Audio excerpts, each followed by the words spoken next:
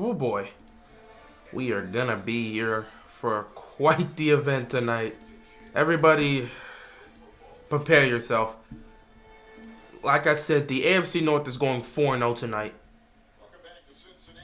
I 100% believe it's going to be a game won by the Bengals, but do not question this, man. I will be heavily rooting that the Bills win this just because I want Cincinnati to be 4-4 in the division. I need them to be behind everybody as much as possible.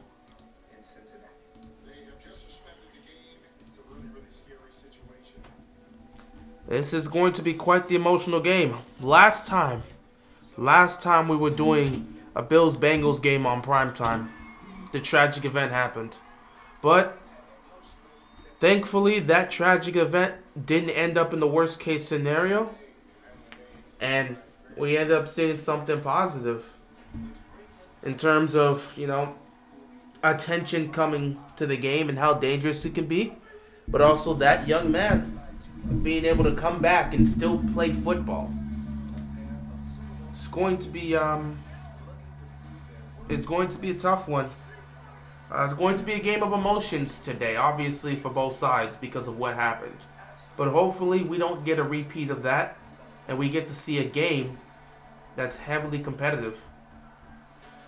Because this one is one of those games where you feel like it's must win for both teams. Honestly, it's more must win for the Bengals than it is for the Bills because the Dolphins lost, so they're 6-3. Buffalo wins this, they're tied with the Dolphins for the number 1 seed in the AFC North. Whereas Cincinnati, everybody else won. Ravens 7-2, Steelers 5-3, Browns 5-3. Cincinnati cannot afford to lose this type of game because if they lose this, they're going to be 4-4 at the bottom of the AFC North. This is a game, if you're the Bengals, you have to have it. Everybody else in the Division 1, you have to win as well. This is a must-win game for both teams, but this is definitely a must-win game for Cincinnati because they don't want to lag behind. And if you look at it, Cincinnati's next game, after this, Cincinnati's got the Texans, depending on how that could be a tough game because the Texans are playing great football this year. The Texans are playing good football, and it seems like they're actually 4-4, so they're close to being 500. The Texans are playing good, so that wouldn't exactly be a straight-up easy game for them. But after that, they got Baltimore. They are winless in the division. They're at the bottom of the AFC North right now. Everybody else won today. Cincinnati has to join the winning column to match everything else in the AFC North if they want to keep up. They have yet to face off against the Pittsburgh Steelers. Those two matchups are going to be difficult for Cincinnati. They still got to deal with the Browns at some point. And in 10 days, they're facing off against the Baltimore Ravens. They had already lost to Baltimore once. Lamar Jackson is 7-1 against them, 4-1 against Joe Burrow. Cincinnati cannot afford to lose tonight and go 4-4. If they lose tonight, chances are the division is out of reach. But playoffs could also be in danger, especially with the emergence of the Texans. So they have to win this game. Since he gets the ball first, and here comes Joe Burrow. The talk of Joe Burrow this season has been the calf injury and how much it has derailed him and the Bengals season. However, since that 1-3 start, they have won 4 straight. Not won 4 straight. They've won 3 straight. Actually, was it 1-3 start? They've won a good chunk of games. They're 4-3 right now. Yeah. Since that 1-3 start, they've won 3 straight. My mistake. And now they have a chance to get to be 5-3 and be tied for second place in the AFC North. 1st and 10 for the Cincinnati Bengals. Burrow takes a snap, quick throw to the right side. Gonna get it to Mixon. Mixon gonna pick up about 8 yards. 2nd down coming up here for the Cincinnati Bengals. We haven't been talking about Cincinnati, but they are on the rise. Joe Burrow had the best game of his season last week against the Niners defense, which makes everyone sit back and say they're back in this. But they got some work to do.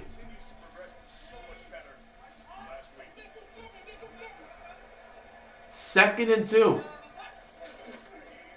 Burrow, quick throw, gonna dump it off. Mixon's got space, and Mixon He's going to take it up to near midfield. First down, Bengals.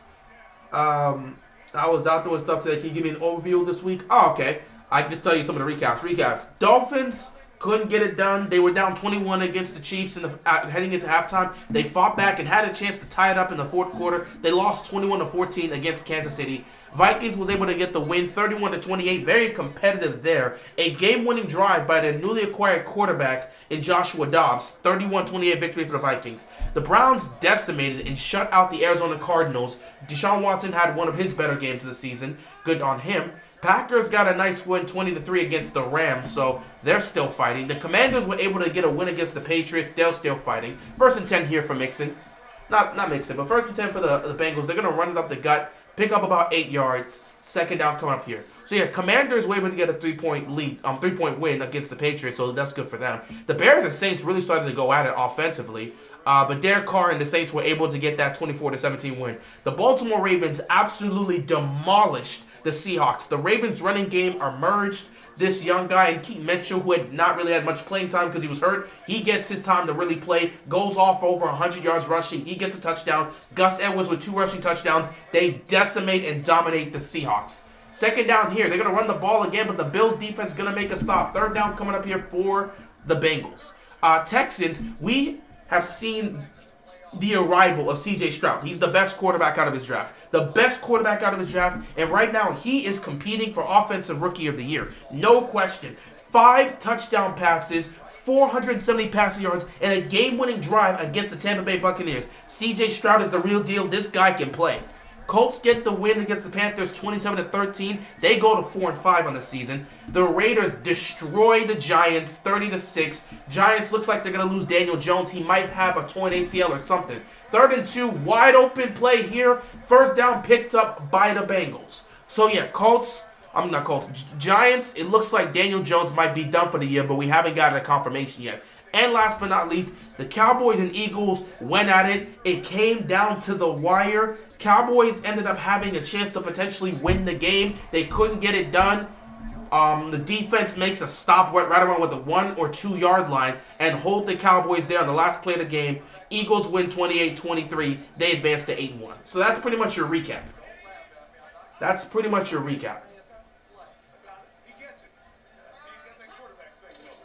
First and 10 here. Burrow gets pressured, and he keeps his feet. He's going to throw to a wide-open T. Higgins, and T. Higgins takes him inside the 25-yard line. The Bengals continue to move the football. It feels good to when the Cowboys lose. Yeah, everyone pretty much feels like that. I just can't with the North. Lucky the Steelers are 2-0 in the division, so they have all the tiebreakers as of now. Absolutely. But Baltimore, at the end of the day, doesn't necessarily have to worry about that tiebreaker as long as they continue to win. You beat the other 2 teams in your division, you keep that lead that you have right now, you never have to worry about a tiebreaker. But we'll have to see. Pittsburgh has yet to face off against Cincinnati, and Cincinnati has gotten the best of them in that situation, so we'll see. They've only had 2 divisional games so far. We'll see how the Steelers, how that lead holds up for the Steelers. First and 10, they're going to run this ball here with Mixon. He's going to pick up about 2-3 yards. Second down coming up here for the Bengals. Shout out to Demon Reacts with a donation. This is one of those do-or-die games for the Bills and Bengals. Sorry, Bengals fans, I had to call them that. I don't know if I want to fully say it's a do-or-die game for the Bills, specifically because the Dolphins lost. Bills, if they win this one, they're tied for first place in the AFC East at 6-3 with the Dolphins. But if they lose this one, they're still sitting at that second spot. Not the end of the world. If Cincinnati loses, they're going to remain in last place in the AFC North with a tough matchup coming with them in 10 days in Baltimore. So they got to win this game. This is more of a must-win game for Cincinnati than Buffalo. 2nd and 7, throw over the middle. It is caught. Another first down picked up, and it is 1st and goal for the Cincinnati Bengals. They are moving the ball effectively and getting it done.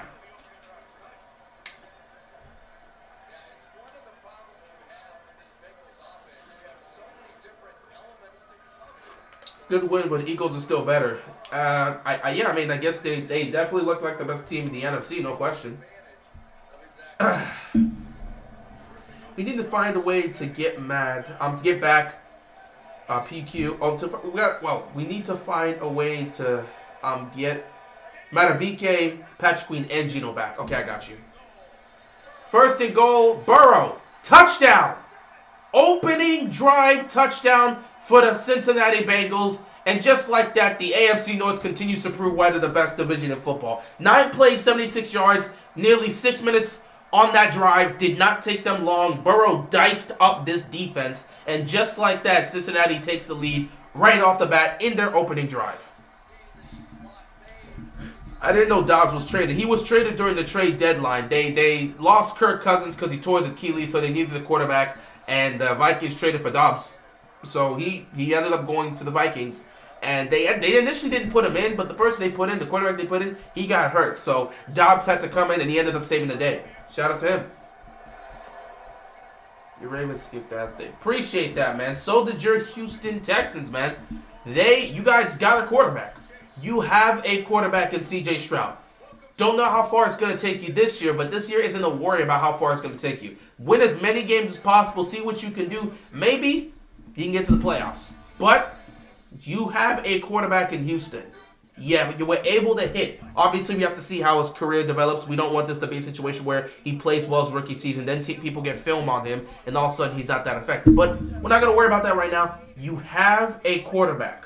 Simple as that. You have a quarterback. Let's see how it goes. You're not going to get performances like today all the time, but the guy at least showcased he can play. He's been showcasing it through his rookie season he can play. And today, he showcased that he is the best quarterback in his draft right now by far. Nobody else is close to him right now. You think Geno needs to be benched? I don't think I can sit back and say Geno should be benched. They don't have anyone else. Unless they're going to play, what's his name? Trying to remember his name right now.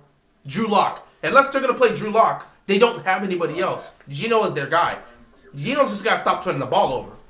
But in a game like this, there was not much Geno could do. The pressure was constantly there. Receivers couldn't get separation.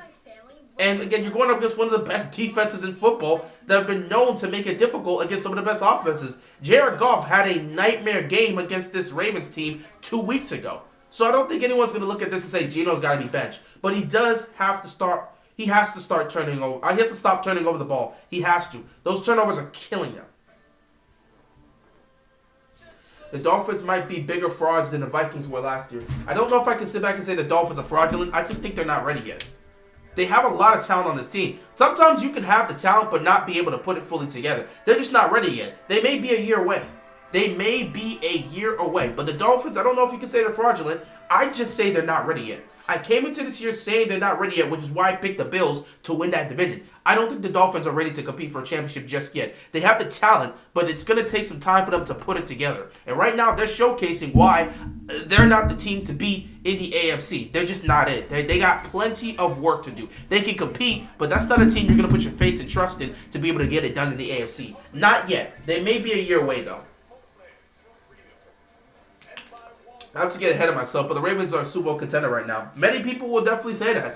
And I wouldn't be mad at them to make that take. With the way the Ravens have decimated two teams that are supposed to be competing in the NFC, that were at the top of the division, for them to decimate both those teams at home, hey man, you're going to showcase you are a Super Bowl contending team. You're 7-2, tied for first place in the AFC in general for that number one seed with Kansas City.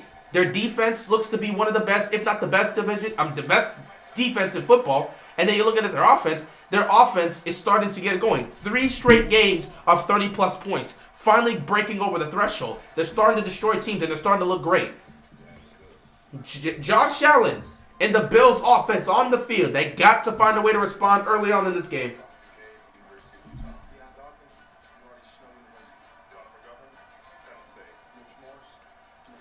Yeah, I don't know. That must be on bench. The Ravens' defense just looks good right now. Yeah, the Ravens' defense has been great right now, so I wouldn't say Geno has to be benched. Bills still haven't learned from their playoff game or something. I just think, excuse me. Sorry about that. I just think the Bills' defense has regressed. Injuries have caused them to regress. They're not the same defense we've seen a couple years back. Quick throw here on first down. Going to pick up a good chunk of yardage here. Second down coming up for the Bills. I just think the Bills' defense is not what it used to be. The Bills' defense has regressed, and we've seen it. The Bills' defense has regressed, and that is a huge, major problem that has to be discussed. You think Mack and Juno are the two next quarterbacks to bench? Don't know if Geno's going to get benched. Maybe Matt Jones, but again, they don't have any other better options. 2nd and 5, catch. Oh, drop over the middle. That should have been caught. Incomplete. 3rd down and 5 coming up here for the Bills. Geno Smith isn't an awful quarterback. He just had a rough game against stellar Ravens defense. Yeah, I mean, he's had a couple of rough games statistic-wise, but he still found ways to win games. And again, Jared Goff also didn't have a good game against the Ravens defense, so it's not much to say there. The Ravens haven't really been letting quarterbacks go off on them. Remember when Buffalo had the best defense in the NFL? Where is that defense right now? This defense is straight up trash. They have multiple injuries. They lost Tre'Davious White again. They lost him again. The injuries are killing this defense. 3rd and 5. Over the middle. Got it to Stephon Diggs. 1st down. Cannot believe he was just left wide open. But yeah, this defense is not the same defense we've seen in recent years. I will definitely agree. There has been a regression of the Bills' defense, but injuries have played a factor in that in each of the last 3 years. And this year, it's also had an impact on their defense. Their defense is not as strong as it was in previous years because the injuries have hurt it. I swear to God, if the Bills lose, I'm going to be pissed. This team should be better. Injuries are affecting the performance, but still. Yeah, I mean, they didn't match up well with Cincinnati last year. Cincinnati beat them straight up last year. Quick throw here to Stephon Diggs, and Diggs breaks free! Diggs! To the 50! To the 40! Diggs! Oh my God! Getting inside the 35-yard line. Diggs was just looking for space. He could have potentially broke that and taken it to the house. Stephon Diggs with a huge play. 1st and 10 for the Buffalo Bills. They're heading into Cincinnati territory. This is off topic, but how would you feel if Baltimore gets a second NBA team to compete with the Wizards? Well, Baltimore doesn't have a basketball team. The Wizards are in D.C., so that doesn't count as Baltimore. Baltimore doesn't have a basketball team. They would have to get, like D.C., the Wizards are not claimed by Baltimore. That's in the DMV. So how would I feel if Baltimore got a basketball team? I wouldn't mind it. Allen tosses. It is caught. It is caught by Shakir. They continue to move the ball. At least the Buffalo's offense is showing up. But you gotta start seeing something defensively from them. But yeah, I wouldn't mind if Baltimore ends up getting a basketball team. It'd be cool. But I don't think the NBA is gonna give them a team anytime soon. Bryce Young is awful. He threw 2 pick-6s to the same player. Panthers are probably franchise that picked the wrong quarterback and don't even have a first-round pick this year. Well, I don't know if Bryce Young is ever going to be good or not, but he's not in a great situation. He's in a terrible situation in Carolina. He doesn't really have much to work with, if anything. So there's not much you can ask a rookie quarterback to do in that situation. 1st and 10, another quick throw. It is caught. 1st and goal for the Bills. So right now it looks like both Buffalo and Cincinnati's offenses are ready to go. Chiefs are finding their offense. They're starting to find their offense. They are definitely starting to find their offense. And they're on a bye week. They'll figure this out. They will figure this out. The whole NFC East is suspect. Eagles are still going to be Eagles. But, like, Cowboys, got some questions about them. Giants are done. And Commanders are trying to fight back, but they're most likely done.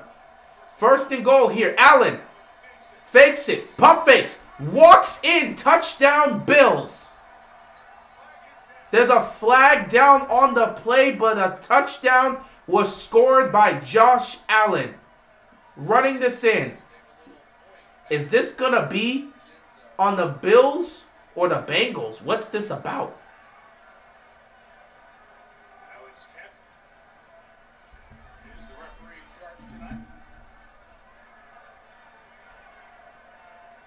Oh. It's going to be on the Bills. They're going to penalize the Buffalo Bills and wait. Oh, no. Oh, it is on the Bills, but it's after the play. So the touchdown is good.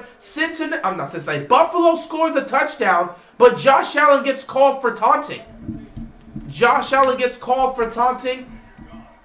Touchdown is confirmed. Buffalo has tied this game up. But Josh Allen got called with a taunting play, so he's got to be careful for that. They will disqualify you if you get multiple of those. So he's got to be careful about that.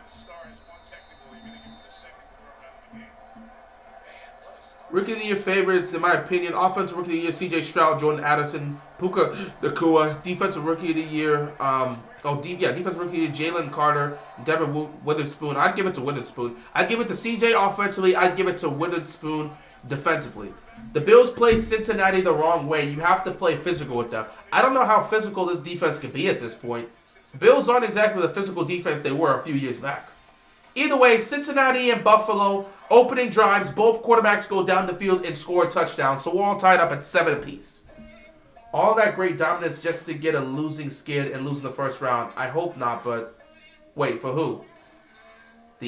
Who for the dominance? Noob, who are you speaking of in terms of in terms of all that dominance just to skid and lose in the first round? Like, which team are you specifically talking about there?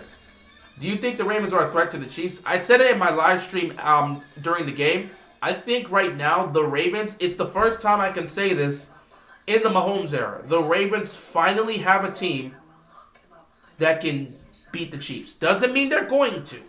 The Eagles had a team that could beat the Chiefs. They just didn't do it. You can have the team to beat Kansas City. It just doesn't mean you're going to. This is the first time I can say it. The Ravens have the team to be able to beat the Chiefs in a playoffs games. If they stay healthy, they have a team that could beat the Chiefs. So right now, as the unit they have right now, as a healthy team, they are definitely a threat to the Chiefs. But you can be a threat to the Chiefs and still lose to the Chiefs. Doesn't guarantee everything. But yes, I will say the Ravens are definitely a threat to the Chiefs. Because that defense, with the way the Chiefs offense has looked this season, and the way the defense has been, it's gonna be very, very tough for a team like Kansas City to move the ball if they only have to sit back and trust Travis Kelce as the only pass catcher. It's going to be a problem.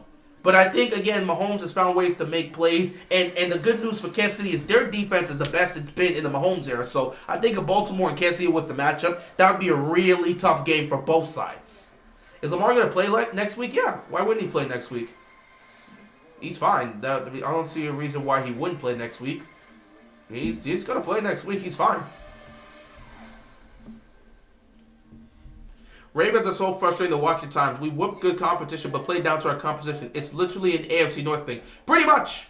The injury. He got nicked up. It wasn't anything serious. Unless they have something on the injury report this week, it isn't anything serious. At the end of the day, Lamar went right back out there. He got a little bit banged up, but he went right back out there on the following drive. He was moving around fine. There was no signs of limping. When he was walking around the sideline, there was no signs of limping. He was moving around fine. And when Odell got that touchdown, the dude was jumping around. Didn't show any sign of wincing or limping. Again, Lamar said he's fine. He feels okay. Nothing there. We'll see in a couple days because, again, you got the adrenaline up right now. If his ankle's sore afterwards, we'll see on the injury report come Wednesday. But he seems perfectly fine. There was no signs of limping after he had already gone to the sideline. He was moving around normally. He was moving around fine. There doesn't seem to be any concern from him or anybody else. He should be fine.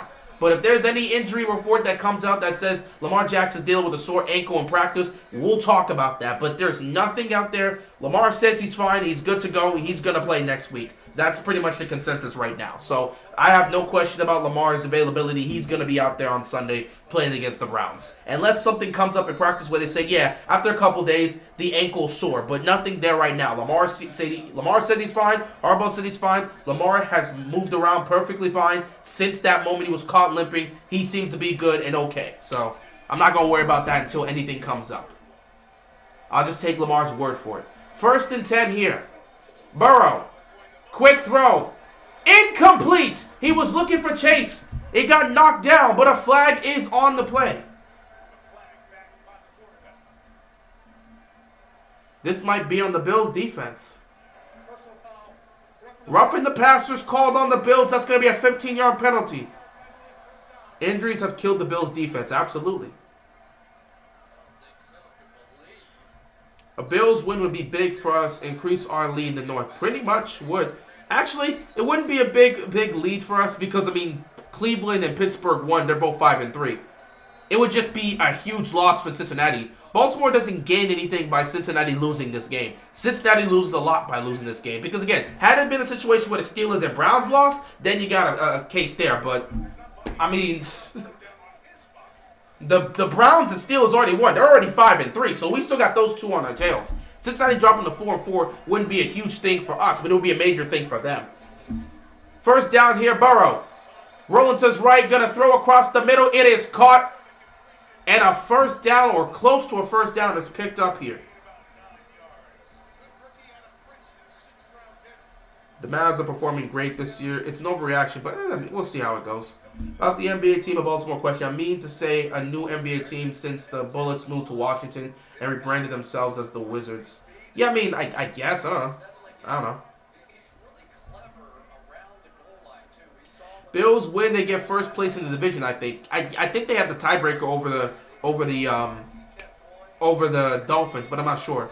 Pittsburgh got a basketball team. I don't think I'd like a black and yellow basketball jerseys. They wouldn't go with that. 2nd and inches here. They're going to hand this ball off, and they're going to pick up the first down and move the chains. Super Bowl goes through Mahomes. I can't say Super Bowl. The AFC goes through Mahomes. Because, again, like you can't say, the NFC doesn't have to deal with Mahomes unless they get to the Super Bowl, and he happens to be there. The unfortunate thing about Ravens versus Chiefs is going to be hard regardless. I don't want to bring up the refs, but Mahomes is the NFL's new golden boy after Brady, so the refs might be screwing it. I'm not going to sit back and blame the refs if a game comes down to it. If there's opportunities for you to have a huge lead and huge advantage against Kansas City and you can't capitalize, I'm not going to use officiating to impact that. Every time we start mentioning the refs, it's just you coming up with excuses for why your team lost. At the end of the day, if you have nice tackle right there. 2nd down coming up here for the Bengals. If you have an opportunity to beat them, don't give them a chance for where the refs could interfere. That's all I would have to say.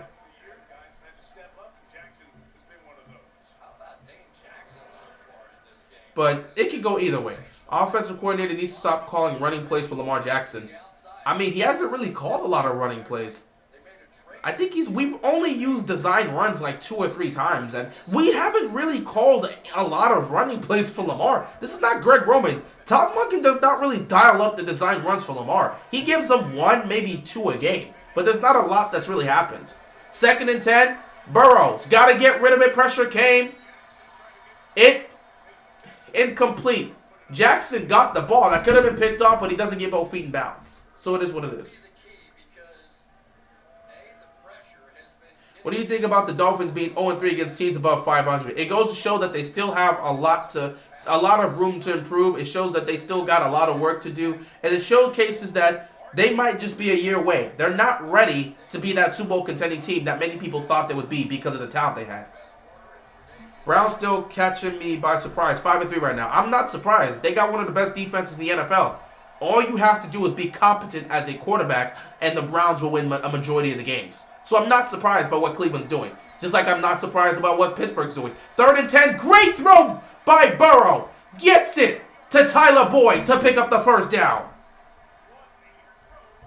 You remember I asked you about the Steve McNair unretiring and leading Baltimore to a championship. You went wild, good times. Yeah, you be acting the weirdest.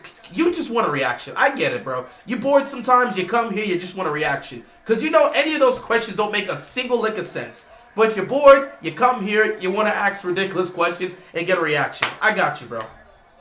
Ravens going to put Watson in a blender next week. Can't wait to see it. We'll have to see. We can't just assume that. We'll have to see. The best way to beat the Chiefs is do your job. Stop worrying about the refs. The second you worry about the refs, you're going to lose the game. I mean, yeah, pretty much. Nice throw by Burrow over the middle. Another first down picked up, and they're inside the red zone.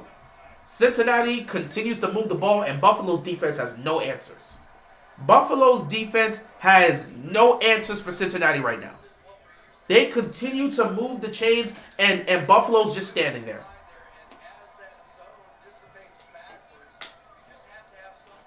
Burrow is carving up this Bills defense, and Buffalo has nothing to say. They are heading in a bad direction, man. I'm telling you, bro, Cincinnati has taken over that place. Cincinnati has taken over that place that Buffalo used to be in. Like, Buffalo is not the threat they were in previous years. And Cincinnati, they have no fear of this team. No fear, no concern. A throw, incomplete, some miscommunication there, 2nd down and 10. There's no fear. There's no concern. This Bengals team feels completely comfortable. Whether they're playing at home or they're in Buffalo, they have no fear of the Bills. And they play like it.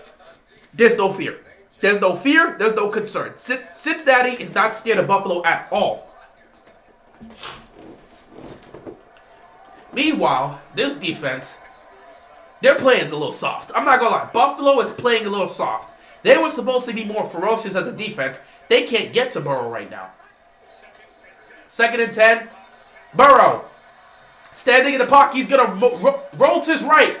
Gets it to Higgins. Is he in? He's not in. They're going to mark him out of bounds, but it's going to be first and goal. How does Steelers keep getting these diva wide receivers? You see George Pickens going crazy on social media? Yeah, I don't know. It's a culture thing. They just pick these talented receivers that want to be divas. Oh, yeah, he's out. He's out at the 3-yard line. So it is not going to be a touchdown because he is out. But it will be first and goal for Cincinnati. And the Bills defense continues to sit there twiddling their thumbs with no idea what to do as they continue to get carved up by Joe Burrow. First and goal here, another touchdown coming up for Cincinnati because Buffalo's defense has lost themselves. Don't know if they're going to make a stop. Quick throw to Jamar Chase, and Jamar Chase is trying to get that space, but the Bills defense actually makes a good stop. Buffalo's defense is going to need DeMar to take a dive so the game could get canceled. Come on, bro. Let's not do that, bro. Let's not do that. Let's not do that. Come on, dog. Let's not do that. You know how emotional this game was, but let's not do that. Let's not do that, dog. Let's not do that. That's out of bounds, bro. Let's not do that. 9 plays, 67 yards, and 5 minutes on this drive. They're going to probably get this touchdown before the first quarter comes to an end. Unless Buffalo's defense can make a stop or a play here to get the ball. I expect Cincy to get this right here. They might run the ball here on second down. Oh, no. Burrow's going to throw. He's looking over the middle. Caught. Touchdown. Oh, he's out of bounds. Jamar Chase had the ball, but they said he didn't get both feet in bounds. Third down and goal. Can the Bills defense hold on?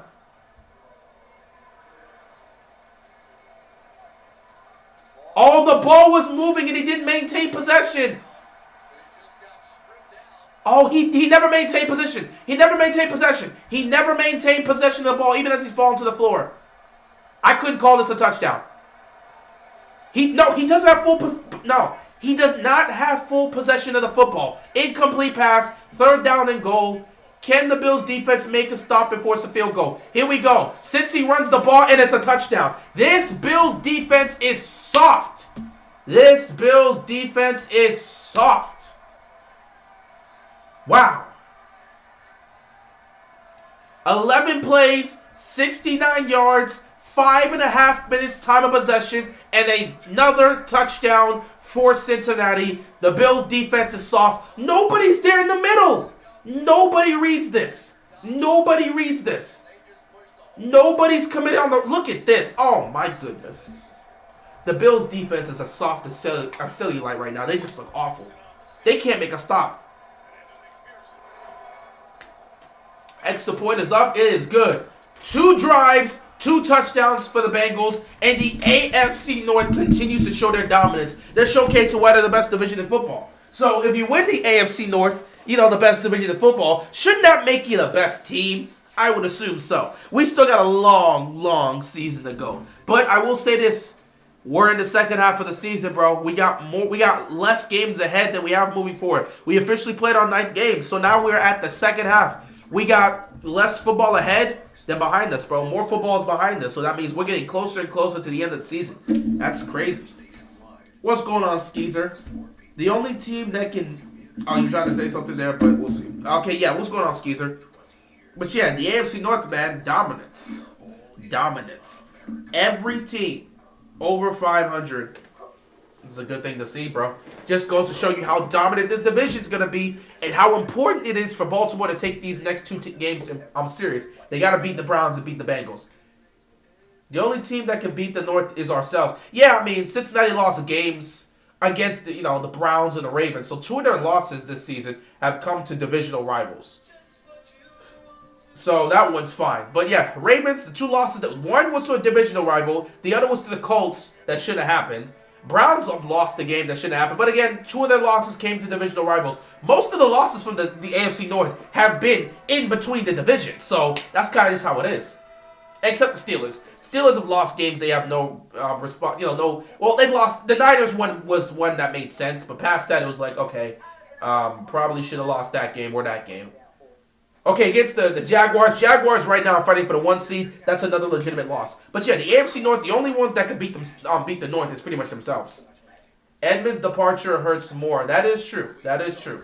If the 49ers lose again, that would be wild going 5-4. Absolutely it would. It absolutely would be. But yeah, I mean, take a look at the AFC North. If the Steelers meet the playoffs, I want them to play the Jags. Well, if we were to go by how seedings would be right now, technically, well, actually, no. Because Miami lost, Baltimore moves up to the 2nd seed, which means we would take on the 7th seed, which, again, let me get a look at the postseason look right now. If we were to take a look at it, how the playoff picture looks right now. Baltimore moved to the number 2 seed because of the win. They're behind Kansas City, which means if the playoffs were to start right now, Baltimore's taking on Buffalo. That's funny. Baltimore would be taking on Buffalo, and the Steelers would be taking on the Dolphins. Here's the funny thing. Here's the real funny thing, and I cannot wait to see. If the Bengals win tonight, they move to 5-4. That would put them as the number 7 seed. Have we ever had a season where every team in the division has made the playoffs? Has there ever been a season where all 4 teams of a division made the playoffs? Because this is the first, I'm telling you, I came into the season saying this. This could be the first year we see all 4 teams in a division make the playoffs. It's dead serious. If the Bengals win tonight, they get to the 7th seed. They will become the 7th seed if they beat the Buffalo Bills tonight. 1st and 10, they're going to run the ball here with Moss. He picks up a couple yards, 2nd down, and that's probably going to be the last play as we head into the 2nd quarter. Looking at it right now, Baltimore is tied for the number 1 seed with Kansas City, but Kansas City has the advantage because they have a better conference record than us. We lost 2 AFC games. They've lost 1, and that was to the Jets. The other game they lost was, actually no, they've lost 2 AFC games. They didn't lose to the Jets. They lost to the Broncos, and they lost to the Lions. So they lost to 1 AFC team and 1 NFC team. Both of the Ravens' losses have been to NFC teams, which is why we're the number 2 seed. So the Ravens are the number 2 seed, the Steelers are the number 5 seed, the Browns are the number 6 seed. Meaning if this playoff started today, assuming the Bengals win, because they're leading right now, if they take that 7th spot, Baltimore would take on Cincinnati, Pittsburgh would take on Miami, and the Browns would take on Jacksonville. That would be crazy. We've never had a situation where all 4 teams could make the playoffs. Didn't we have 3 one time, though? Yeah, 2020. The Ravens, Steelers, and Browns all made the playoffs. Congratulations. Oh, what's going on, Eric? Congratulations on beating the Seahawks. Appreciate that. It's a nice win, but we got to continue to move forward. We got the hard stuff starts now. Looking at Baltimore's schedule, there's one game where you can look at it and say, okay, that game could be relatively easy because they are actually falling apart, and that's the Rams game. Baltimore's schedule moving forward is the 3rd hardest. I think Cincinnati has the hardest. Cincinnati or Kansas City has the hardest. So looking at it, they got 2 tough divisional matchups. Next week at the bank, they're taking on the Cleveland Browns. 4 days later, after taking on the Browns, Thursday Night Football, they're taking on the Cincinnati Bengals. Back-to-back divisional foes that are going to be tough to beat. After that, they're on prime time again. I think this is Monday night or Sunday Night Football against the Chargers. That's a tough one. On the road, too. The Rams game could be a game where, you see the Ravens dominate. Then they got the Jaguars, a team they're competing with for the number 1 seed in the AFC. Then they got the Niners. Then they got the Dolphins. Then they got the Steelers. The Ravens' schedule is by no means easy. The fact that they are 7-2 right now was the perfect spot for them, which is why I picked them to go 12-5. I picked them to go 12-5. At this point, I had the Ravens around 7-2. The teams that they were supposed to beat are the teams they've been beaten. The only thing I got wrong was the Colts game. I thought we would lose to Cincinnati and we would get our revenge in Baltimore. The 2 losses I had up to this point for the Ravens were the Steelers, because we usually get losing Heinz Fields, and the Bengals. I thought we were going to lose to the Steelers and the Bengals on the road and then get our comeuppance and get our get back at the bank. But instead, we beat the Bengals but lost to the Colts, which is why I'm like, dang, we really could have been 8-1, and I'd have been like, okay, that's exceeding my expectations. But us being 7-2 at this point, I had us being 7-2 at this point. Now it's time to get our get back. I still see 3 losses on this book here for the Ravens, and the 3 losses, actually, we'll see. The 3 losses I had, I said the Niners, I said potentially the Dolphins, though we'll have to now see, and I said the Jaguars. Excuse me, the Jaguars. So I still have us around 12-5, but we can exceed the expectations there. 2nd down and 8 for the Buffalo Bills.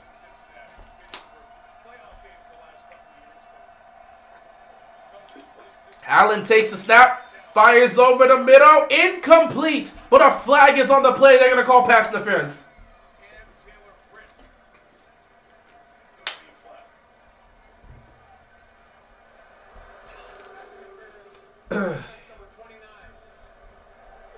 Just imagine if the whole division's in the playoffs. That'd be crazy.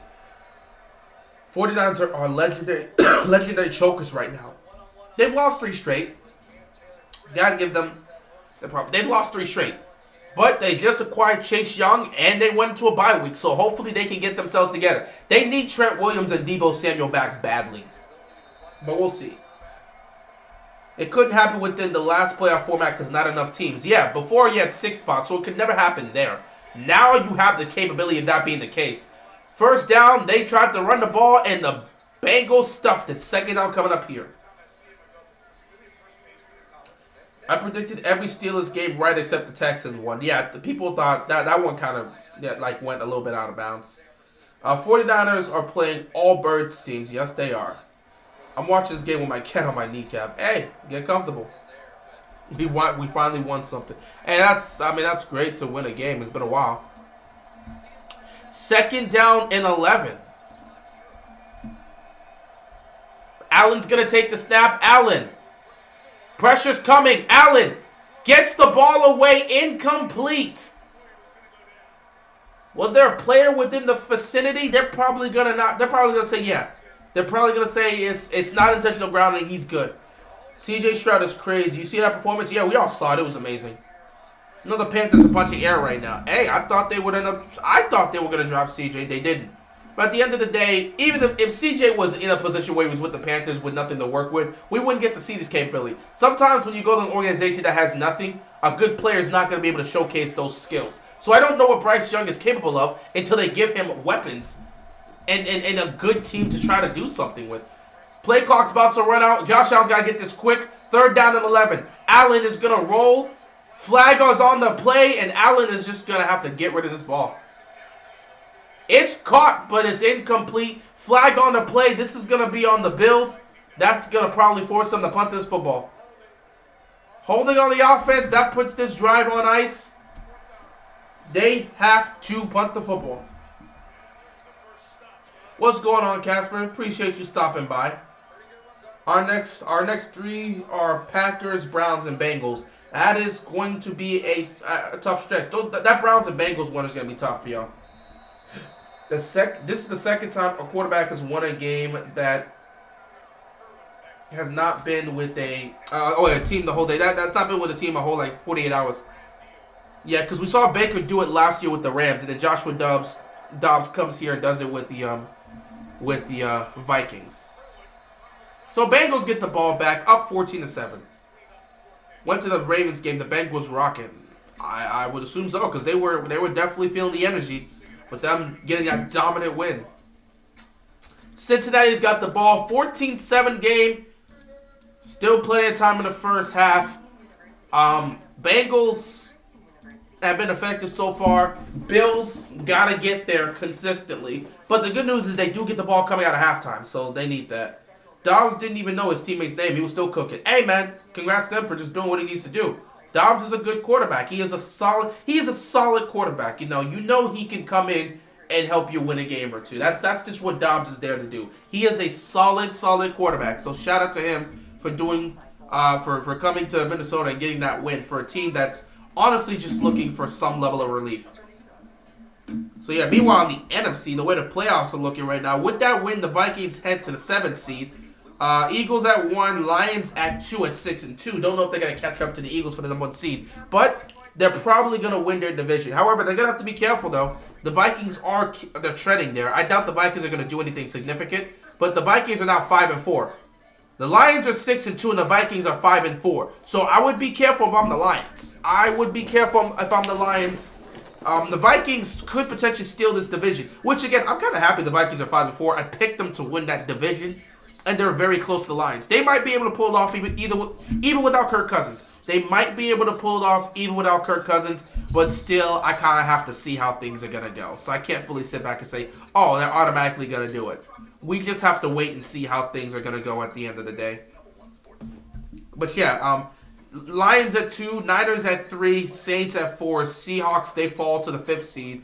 Cowboys, they fall to the 6th seed. And the Vikings fall to the 7th seed. Teams on the bubble, Commanders at 4 and 5, Falcons at 4 and 5, Buccaneers at 3 and 5, Packers at 3 and 5, and then the Rams. You got the Rams, Dodgers. All these teams are getting ready to be out. Meanwhile, for the AFC, the Jets are right there at 4 and 3. They're on a bye, so we gotta wait and see what happens. Bengals are 4 and 3. They came off of a bye, and right now they're looking to get into that 7th seed.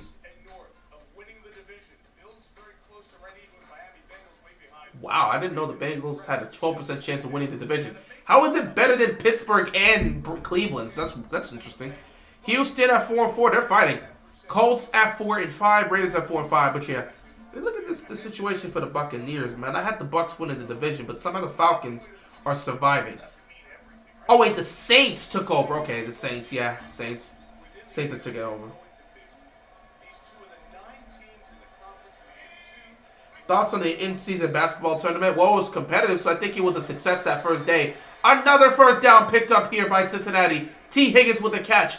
Bengals continue to move the chains, and Bills' defense continues to do absolutely nothing but get cooked. Those boys can't hang with these guys. But yeah, the in-season tournament was competitive, and it was a successful night. So shout out to the NBA for that. It's got these players somewhat motivated. So let's see how it's going to work out as the season progresses.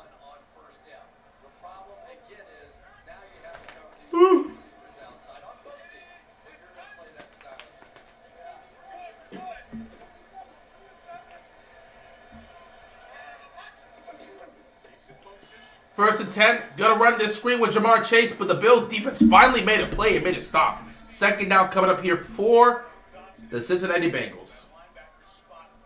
All I'm gonna say is a sideline.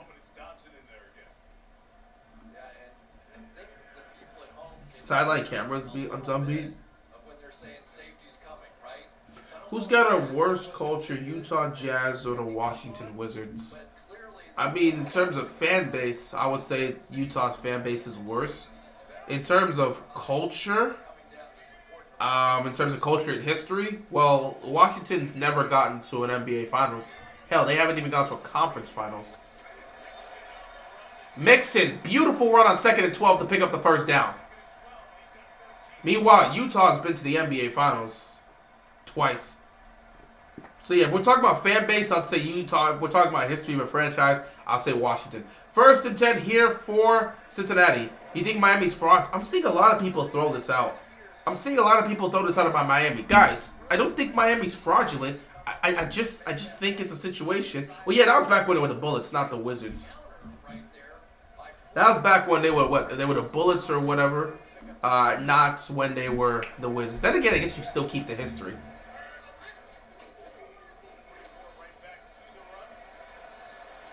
I usually do the whole thing. If you end up changing your whole name and logo as a franchise, I kind of sit back and say it's different. But at the same time, it was still a championship in Washington. But, yeah, what was I saying? Everyone keeps saying this about Miami, about them being fraudulent and falling out. I'm just sitting there thinking to myself, it could just be a situation where they're just not ready. They're just not ready. They have a lot of talent, but a lot of this talent is young and inexperienced. They're just not ready. Maybe the Dolphins are just not ready. I was never ready to crown them as a team that was going to win. I still thought the Bills were going to win. I still thought the Bills were going to win the division. I have not come off of that. But I just think of a situation where the Dolphins are just not ready yet. I don't think it's fraudulent. They're just not ready yet. They, at least compared to the other two matchups, today against Kansas City, they almost beat them. It was a close game. They were down 21-0 against the Kansas City Chiefs. Things were looking bad. But the way they played in the second half, that defense shut down Mahomes' the offense. They didn't score a single point in the second half. Meanwhile, the Dolphins almost put off a 21-point comeback against the Chiefs. I just think it's a situation they're just not ready. I don't think they're a fraudulent team. They're just not ready. Sometimes teams are just a year away. I think they still need more experience to build themselves up. The Dolphins are not ready yet. That's just how I see it. But they're still going to fight and try to compete this year. I just don't think they're ready. No, it's a false start. It's a false start. I swear I saw 2 guys move. It's a false start on Cincinnati. It's a false start on Cincinnati. It's a false start on Cincinnati.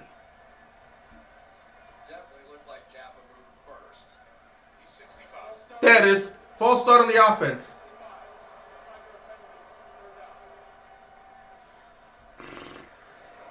Is Josh Dobbs last year's Geno Smith? No. That's a whole different situation, so no. Emo Jimmy falling off. Yeah, I wouldn't glean anything from regular season Jimmy Butler. I can't give you anything. I'm telling you right now, do not glean anything from regular season Jimmy Butler. You will look at that and be confused. Regular season Jimmy and playoff Jimmy are 2 different individuals. Do not glean anything you see from Jimmy Butler in the regular season. Miami will find their way in the playoffs, but don't glean a single thing you see from Jimmy in the regular season. This is what he always does. 3rd and 8. If there's any time to get them off the field, it would be right there. The Bills defense makes a stop. 4th down here. If I'm Zach Taylor, I might consider going for it. They're keeping the offense on the field. They're going to go for it. Like I thought. They're going to go for it. I might actually consider going for it. Memphis don't got to win. Yeah, well, there's no John Morant, so that's you're missing your best player. The Dolphins are like the 2014 Warriors. Almost there, but not quite. Yeah, that's an interesting statement. They are kind of fraudulent. They can't perform against top competition, and Tua can't do anything once you disrupt the first read. Well, Tua's been... It's not like he can't do it. Oh, they're going to punt the football. Come on, guys. You have control of this defense, man. I would have gone for it. I thought Joe Burrow looked like he wanted to go for it, but Zach Taylor's like, nah, let's punt it. But yeah, what I can sit back and say is Tua can't do anything past his first read. I've seen Tua on plenty of occasions be able to get the football to the players past his first read. He can definitely do something past his first read. But once you start getting pressure on him at times, when things are starting to collapse and break down, there's times where Tua's just not going to get the play. And there's plenty of times where I see Tua make the right read, he just doesn't make the right throw.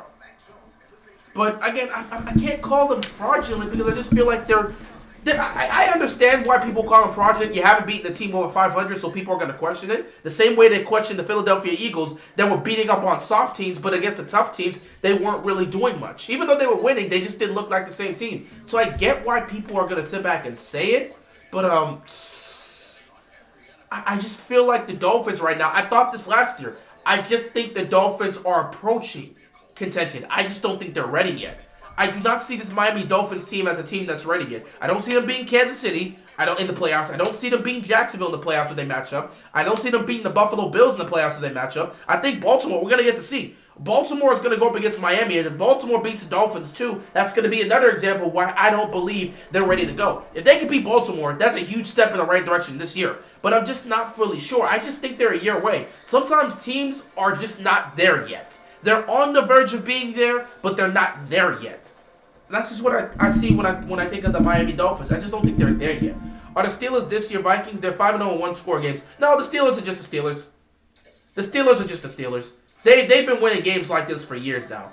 As soon as they've assembled this defense that is terrorizing the league, they've been like this. If anything, the Vikings are the Vikings are different, man. The Vikings, one year, they'll be winning these one-score games. The next year, they'll be losing those one-score games. Pittsburgh has consistently won in these one-score games since they've reemerged this defense. So, nah, the Steelers are just the Steelers. It's not really this year's Vikings. They were doing the same thing last year. There's a huge reason as to why Tomlin's never had a losing season. And that's because of the defense doing what they've been doing. They've always won close games. If you're in a close game with Pittsburgh, 9 times out of 10, you're going to lose that football game. Ever since 2019, we've been like this. Pretty much since they rebuilt that defense. Since they got TJ Watt, rebuilt that defense, Pittsburgh has been winning these one-score games. If the game is close, 9 times out of 10, Pittsburgh's going to be able to pull it through. I've seen the Cowboys shoot themselves in the foot. Yeah, the Cowboys shot themselves in the foot, but Philly was definitely shooting themselves in the foot several times over on that final drive. They are very, very lucky that defense was able to hold on because it was very close, very, very close to seeing the Cowboys win that football game. Allen is going deep. He's looking for his man. Incomplete. Nothing there. He just took a shot down the field. He was going for Hardy. Perfect coverage there. Incomplete. 2nd and 10 here for the Buffalo Bills. Dolphins only have their glory from the Broncos game. They are very lackluster overall against top competition. Yeah, they haven't played their best football against top competition. Got blown out by the Bills, got blown out by the Eagles, and they didn't look great against the Chiefs. But I sat back and thought, hey, I sat back and thought, hey, you know, they were that second half is showing some promise. For the most part, I just don't trust in that Dolphins defense. And Tua, I got some questions here. 2nd and 10, Allen's going to force the ball. He's going to get picked.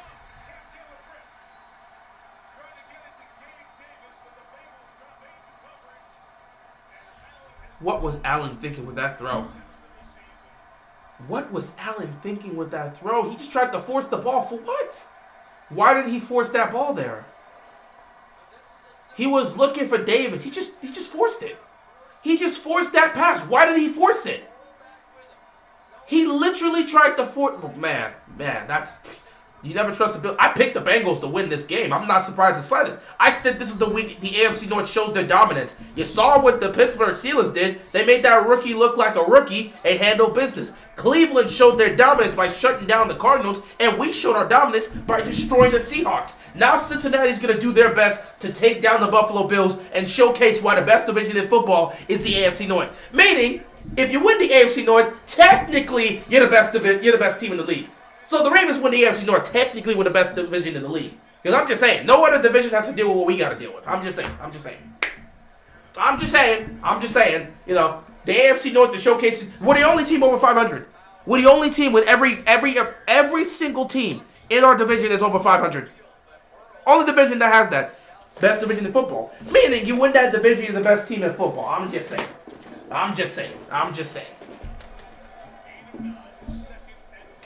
2nd and 1 here. All the Bills defense can do is hope and pray that they don't give up a touchdown here. Timeout Buffalo. You just want to give up if you can get a turnover, obviously.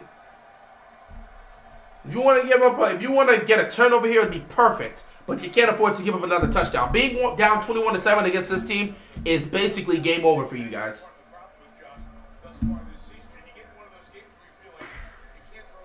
Who are the Ravens' biggest threat in the AFC North? You're actually, this is a good question.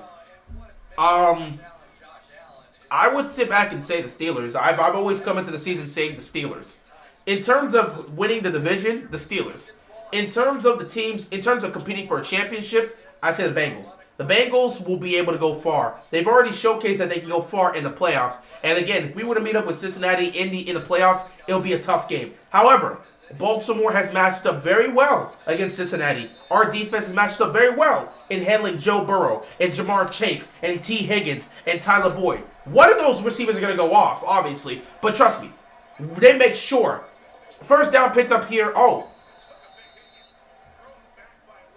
Actually, wait, never mind. This might be 3rd down. Never mind.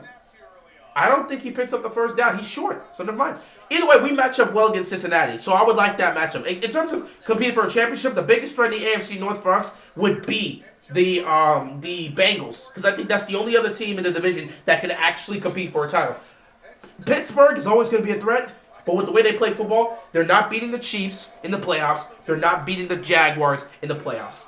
I'm sorry. I don't think the way they're playing football right now, especially offensively, I don't think that's going to win you football games in the postseason. I don't see it happening.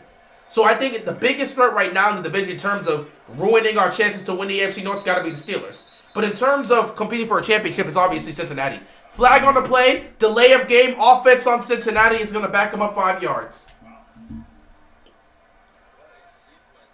AFC North is either suspect or Garbo. The AFC North? The AFC North? Or are you sure about the AFC North? Simple. You got the wrong division to say that. I don't know if the AFC North will be suspect. I wouldn't say that. And I wouldn't call them garbage. You got the wrong division for that. AFC East. There you go. There you go. Because the Bills, the Dolphins, and yeah, I can give you that one. Nah, you good. You good. AFC North is very tough this year. Records will even out when the teams play each other, though. 12 wins will be enough for the division, probably 11 with tiebreakers taken into account. Burrow's going to have to take off, and they're not going to get him. Burrow picks up the first down, but a flag's on the play. This might be a hold. This might be a hold. This might be a hold. Holding on the offense. Oh, boy. Oh, boy. That's going to back them up. But yeah, AFC North is very tough this year. I would agree. 12 wins is probably going to be enough to win the division. That's why I picked the Ravens to win the AFC North at 12-5. I still think it's going to be that case.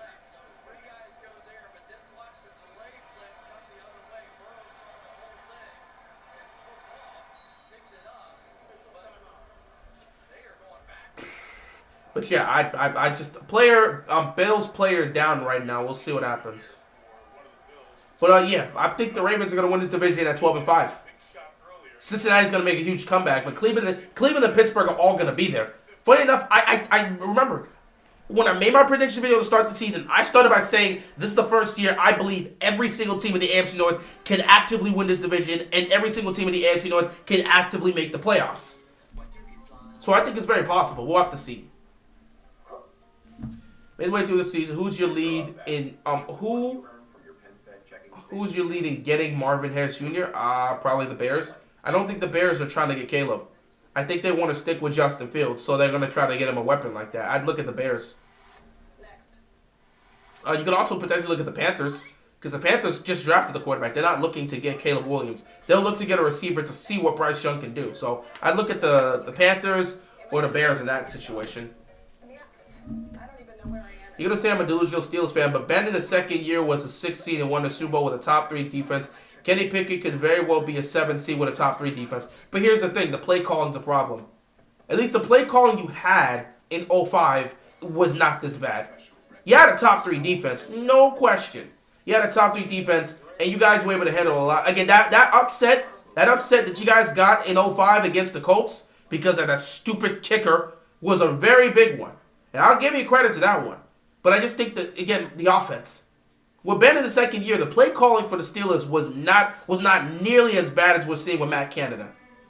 And Kenny Pickett is not Ben Roethlisberger. That's my problem. Ben, at the end of the day, was making plays throughout the game. It didn't always equate to points because, again, it was the case. But he was still making plays throughout the game. Kenny Pickett's not making plays until the fourth quarter. And I don't know if that formula is going to be enough to win. Not to mention, here's the biggest thing that you didn't talk about. And we don't talk about this with the Steelers. In both of their championship runs in the 2000s, not once did they beat the Patriots. You wouldn't have got, I'm just saying, y'all have never been able to beat the Patriots in the playoffs. In 05, they were lucky to not meet the Patriots. In 08, they were lucky the Patriots were not the team they matched up with. In both of your runs, matter of fact, in all 3 of the runs, 05, 08, which is the 2 you won, and in 2010 when you got there against the Packers, not once did you run into the Patriots. Not once. And you guys can't beat the Patriots to save your life during this era. There is no way y'all would have got past Tom Brady. There's no way. I commend you, but in each of those 3 runs, you never faced off against Tom Brady. There is no way y'all would have got to the Super Bowl in either one of those 3 years had that been Brady and the Patriots. But that's a different conversation. That's a different conversation. But again, I don't. The offense is what stops me from saying the Steelers can go the distance. And another penalty. Another penalty. This might be on the Bills. I think that might have been offsides.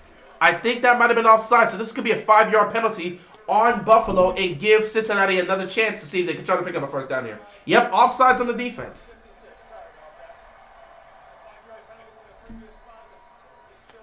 Patriots they were whooping them every time. We need a new left tackle. Ronnie's toast. Yeah, we gotta look to invest in the left tackle in the draft this year. Hot take. There's not a single contender in the East. Argument can be made with the way the Bills have been playing, and the Dolphins not being able to beat a contender definitely showcases that. By the way, Joe Burrow is bleeding. He's bleeding on his hands. Well, not his hands. He's like his finger. His finger got injured. He's bleeding. 3rd down and 10 here. Bills coming with some pressure. They're going to get to Burrow. They're going to sack him. And another flag is on the play. What now? Holding on the offense. Another hold by Cincy's offensive line. That's going to end the drive here. That's going to end the drive. That's going to end the drive right there. They're going to have to kick a field goal. But yeah, Ronnie might be done. Jags, Chiefs, and AFC East is between Dolphins and Bills. Yeah, pretty much. Pretty much. Coming into this year, I said the Ravens would win the AFC North, the Chiefs would win the AFC West, the Jaguars would win the AFC South, and the Bills would win the AFC East. That one is still up for grabs. The AFC East is still up for grabs. But right now, I'm correct on everything. Meanwhile, in the NFC, it's not looking so good because things did not go the way I thought it would be. 55-yard field goal. The kick is up, and it is good. Unfortunately, false start. And that's going to move them back 5 yards. They might punt the football here. So, NFC North, I picked the Vikings. So, that didn't work out there. But wait, the Vikings are still alive. They're still alive for the NFC North. My pick is still alive. NFC South, I picked the Buccaneers, and they keep losing football games. Meanwhile, the Saints. If the Bucks would have been able to hold on against the Texans, they would have been 5-4 and tied with the Saints. But you know, we still got time. That Bucks picks, we can see what happens. NFC West, I picked the Niners, and the Seahawks right now are highly competing. But we got some luck because the Ravens destroyed them. So now let's see if the Niners can get back on track.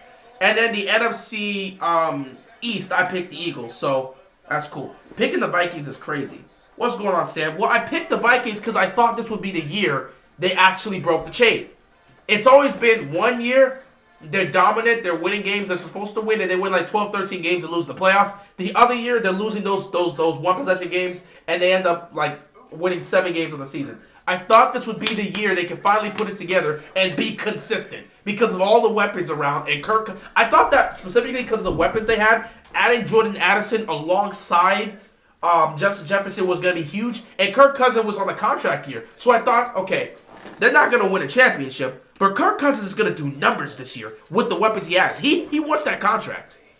So I picked the Vikings, but I also said I wouldn't be surprised if the Lions won. I thought the Vikings would beat the Lions out for the division by 1 game. I think I said the Lions would make the playoffs, but the Lions would be second in the NFC North, and the Vikings would beat them by 1 game. I don't remember the full pick. But I had the Vikings because, again, the talent they had, and Kirk Cousins wants a contract. Lo and behold, I didn't expect to see Kirk Cousins end up being out for the season with a torn Achilles. Yet, despite that, I'm just saying, Lions are 6-2. Vikings are 5-3. Not Lions. I'm sorry. Lions are 6-2. Vikings are 5-3. It's anybody's game for the NFC North. The race isn't over yet. The race is not over yet. Congrats on dominating on the domination over Seattle. My Browns dominated Arizona. It will be a great game next week. Yes, it will be. As a Steelers fan, I hate Ravens winning the North. Bengals making the playoffs as a wild card. Steelers finishing 3rd. Browns finishing last. I predict we'll finish 3rd because division records. We'll have to see. I mean, technically you guys are 2nd right now, but we'll have to see. We'll have to see. You're 2-0 in the division. You've done well to match up. You always beat Cleveland, and you usually have our number. Usually because we end up hurting ourselves, but that's a different conversation. Cincinnati is the one you got to be concerned with. So we'll see how that works because Cincinnati's actually been doing damage on you guys. Deshaun's looking better. Yeah, he's looking better. So this is actually going to be a very interesting game. Lamar versus Deshaun next week in Baltimore. It's really going to come down to which defense performs better. That's just it. It's going to come down to which defense performs better. If the Browns defense performs better than the Ravens defense, Browns get the win. If the Ravens defense performs better than the Browns defense, the Ravens get the win. I better not hear Bengals fans use the Sunday Night Football next week is Bills and Chargers? Oh, wait, Saturday Night Football. Oh, you're talking about, well, okay, you're not talking about next week. They're talking about the December games. They're talking about the December games towards Christmas. I better not hear Bengals fans use the injury excuse again. If Burrow doesn't come back, I watched Ben Roethlisberger play through a broken nose and a broken foot. A broken finger is nothing to me. They're not going to use the injury excuse with a broken finger. I don't even know if he has a broken finger. I think he just got cut. So it'll be fine. 1st and 10, they're going to hand the ball off here. Pick up a couple yards. 2nd down coming up here for the Bills. I think it'll be an offensive game and both defense could struggle. I don't know about that, man. I don't know about that.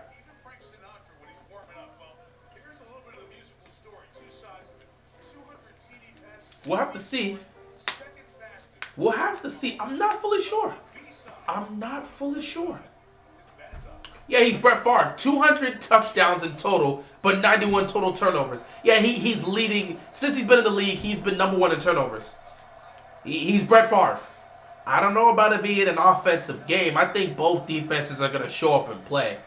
2nd and 5 or 2nd and 4, they're going to run the ball, pick up 2.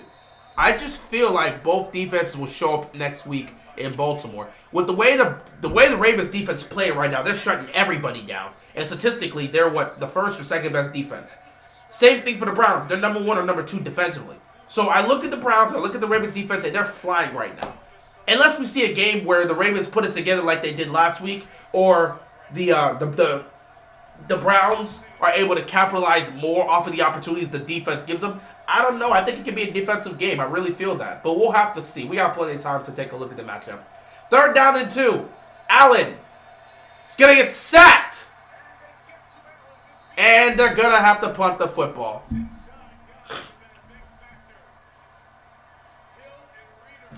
But we'll have to see. Because, again, I like both defenses in this matchup. And they match up well. Though the Browns are going to have to figure this out because every time they play Lamar just kills their defense. Lamar just kills their defense. Every time the Browns match up with Lamar Jackson, they just can't seem to stop him. They can't stop him from utilizing his legs.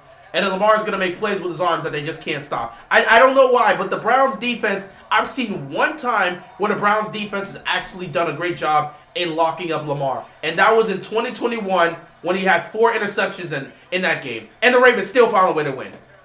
I don't know. The Browns defense got to figure out the Lamar Jackson puzzle. The Browns defense got to figure... They got to take some notes from Pittsburgh or something. They got to look at those past matchups and take some notes from Pittsburgh and see if you can figure something out. Because something Pittsburgh is doing that's getting to the Ravens offense. That the Browns, they haven't figured that part out yet. Either way, it should be an interesting game. Cincinnati has showcased areas where they've come close to making stops to Lamar, which is why the games between the Ravens and the Bengals have been close. But with the Browns, it just don't seem to be the case like that. One year it was, but I don't know. They had Joe Woods, then he was awful. In week 2, did they make the change out since week 2? Actually, I don't know. Probably since Browns are definitely looking to. They probably made some changes since week 2. Not week 2, since week 4. When you post the interview, probably going to come out tomorrow.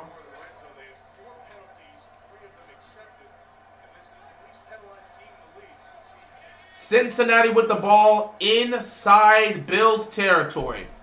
Looking to extend their lead here. 3:29 left to go. Bengals quick throw, and it's a drop. Could not get that pass. Incomplete. I mean, the last couple years versus this year. Okay, true. Either way, I don't know. We have to see. Because, again, Lamar has usually played well against them. Last time he played them was what? Yeah, I keep forgetting. I keep saying week 2. Week 4. Week 2 he played Cincinnati. Last time, week 4, Lamar was able to get 4 touchdowns off of that defense. So we have to see how they got to make adjustments. I assume they're going to make adjustments. And we assume the team overall is going to play better because you have Deshaun Watson out there. But we'll see. It's going to be an interesting matchup. Joe Burrow, 2nd and 10 here in the shotgun. Going to take the snap. Looking towards his right. He's going to float the ball down the field to Chase. And it was nearly picked off. It was nearly picked off. Incomplete. Jamar Chase's helmet got knocked out. And there is a Bills player down again. Yet another injury for the Bills defense. They cannot afford to continue to deal with these injuries. Hopefully he is okay. There was a huge collision on that play. Oh, boy. You think this is Bill's final year in New England? Probably not. Tom Brady's not an excuse for a top 5 NFL coach of all time. Don't think it's going to be his final year there. I don't. Cowboys got a bye week. Call the Giants. Yeah, I mean, you're right. Giants probably ain't going to do nothing against them next week. But still, it is what it is. John Marion reportedly, Belichick's signing a multi-year extension. I don't know.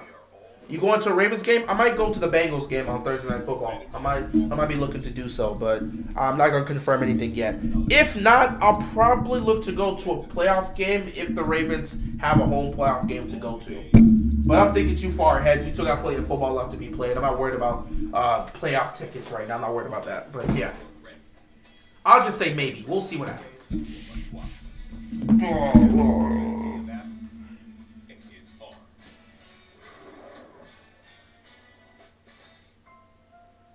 Photography has been a lifelong passion for me.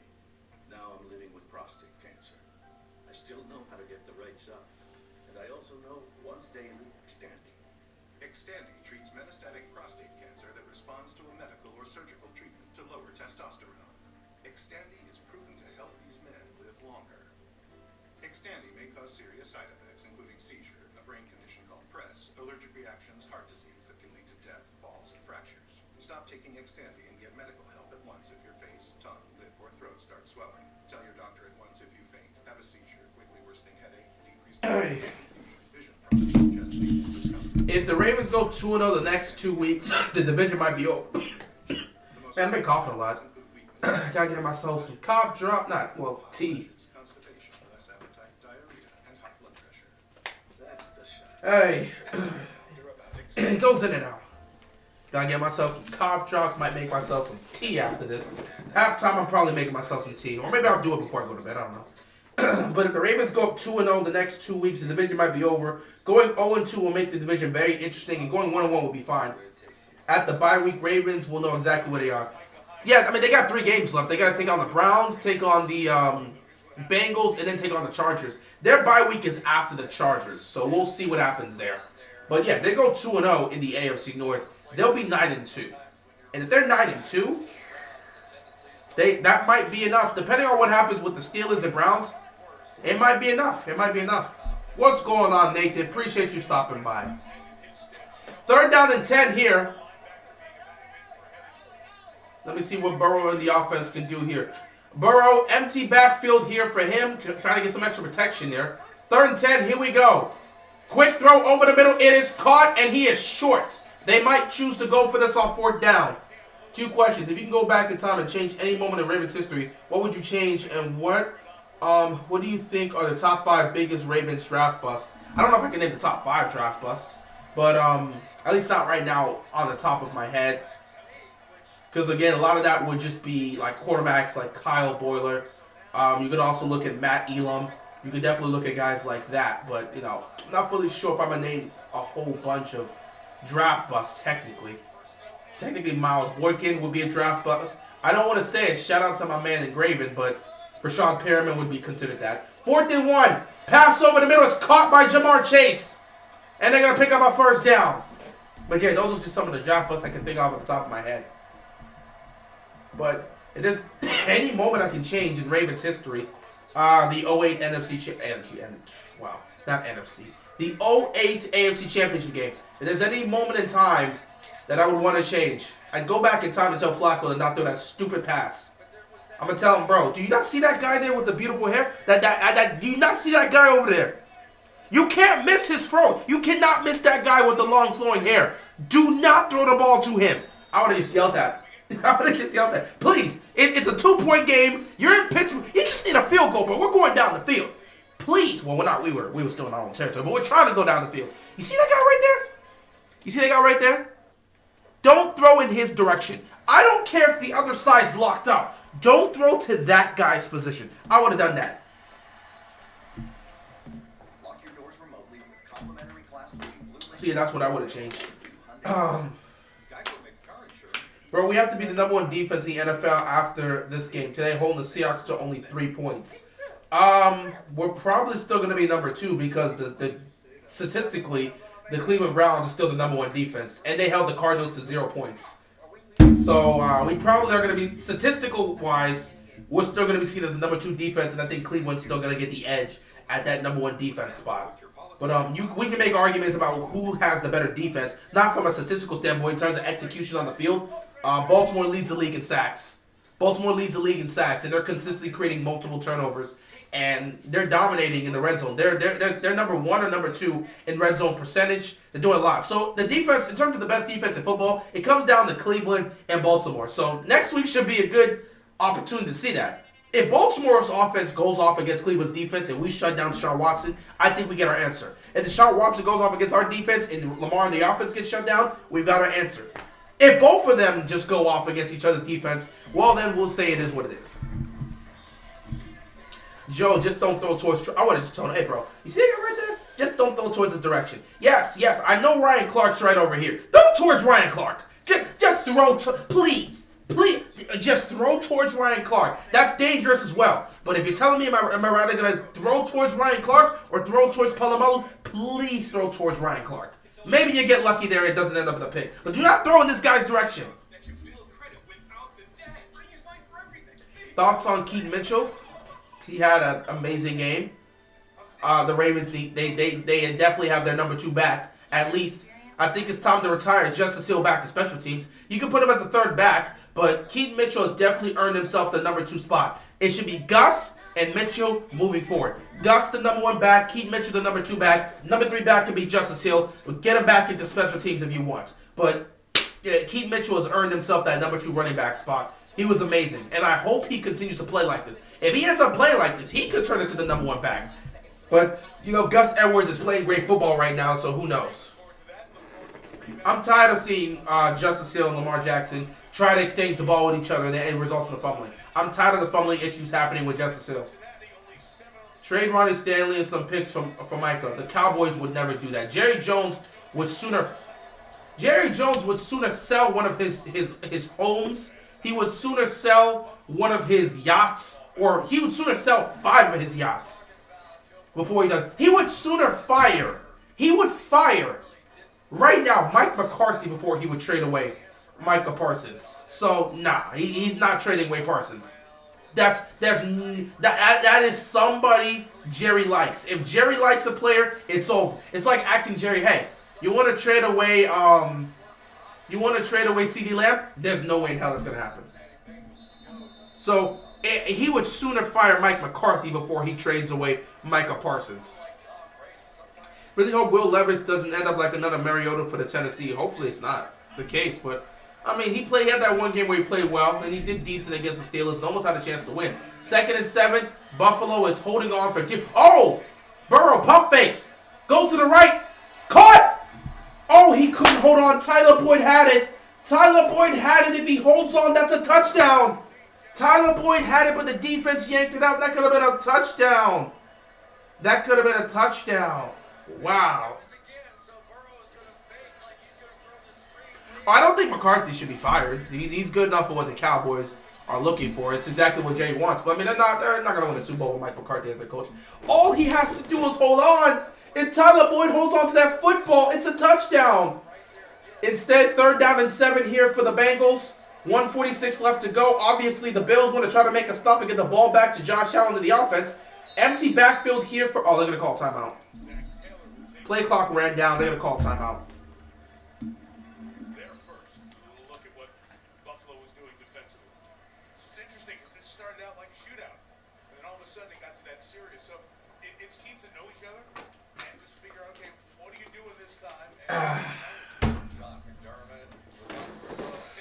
I'd like the Cowboys to get to the bowl game before the Niners. Yeah, I don't see that happening. I do not see that happening. Nick, his play calling at the end of the game was terrible. Was it even McCarthy's play calling there? Or would that be... Who's the offensive coordinator? Who's the offensive coordinator for the... What's it called? Who's the offensive coordinator for the Cowboys? Josh Allen's been awful. 5 of 10, 83 yards, an interception, passer rating of 38. Meanwhile, Joe Burrow, 17-23, 159, a touchdown, no interceptions, and a passer rating of over 100. I think he's at 107. 3rd and 7. Burrow. Pressure's coming. He's going to dump this off. He's got all the space in the world. Oh, my God. The Bengals are... No, Bills. I'm done. This defense is so soft. This defense is so soft. This defense is so soft. There is no way they just gave that up. The Bills' defense is so soft. What the hell was that?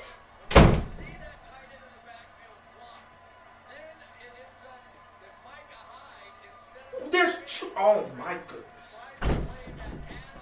The Bills' defense is so soft. The Bills' defense is so soft.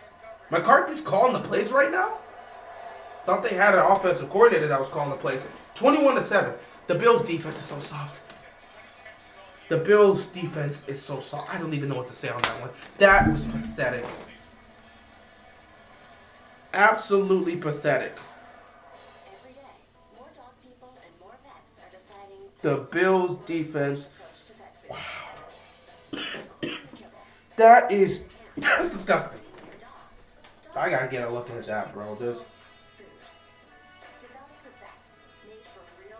I gotta take a look at this again, bro. There's no way.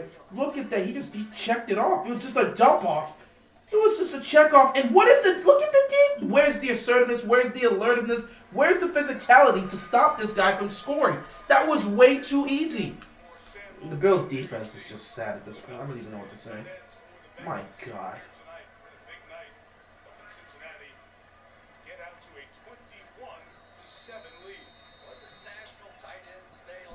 Oh my God. That was pathetic.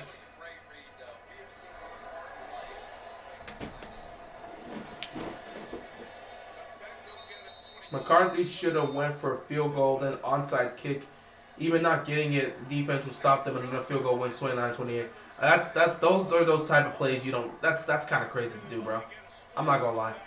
I'm sitting back and saying let's kick the field goal and go for an onside kick because you're not guaranteed to get the ball back. You're not going up against Philly. That's just playing with fire. McCarthy, the people would actually consider McCarthy getting fired if he attempted that.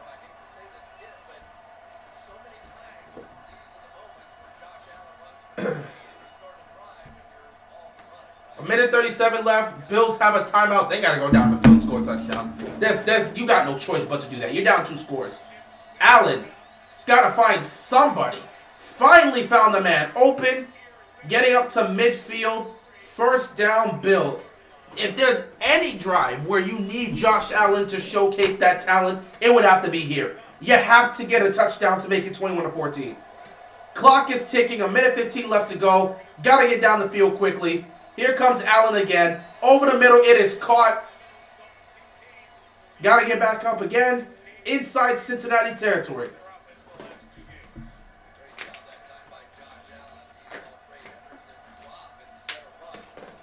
We are down to a minute in this game. Josh Allen has to be dealing right here. He's just got to go. Allen, again, quick throw. Gets it to his tight end. And he's limping.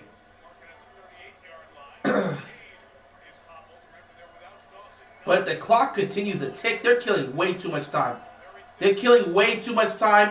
30 seconds left in this game. Allen looking. Going to check the ball down here. He's out of bounds. 27 seconds left. Third down coming up here for the Bengals. Oh, might have twisted his ankle right there.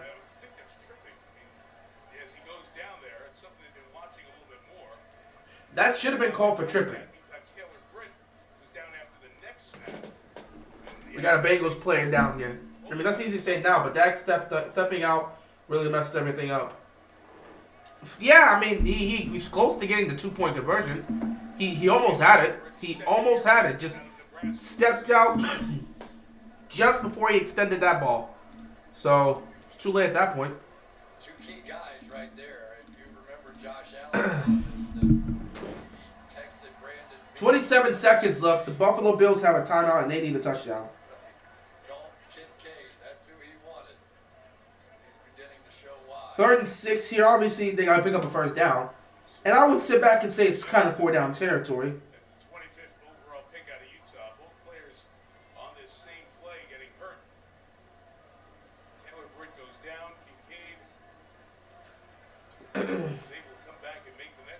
That is literally a tripping call, and they don't call it.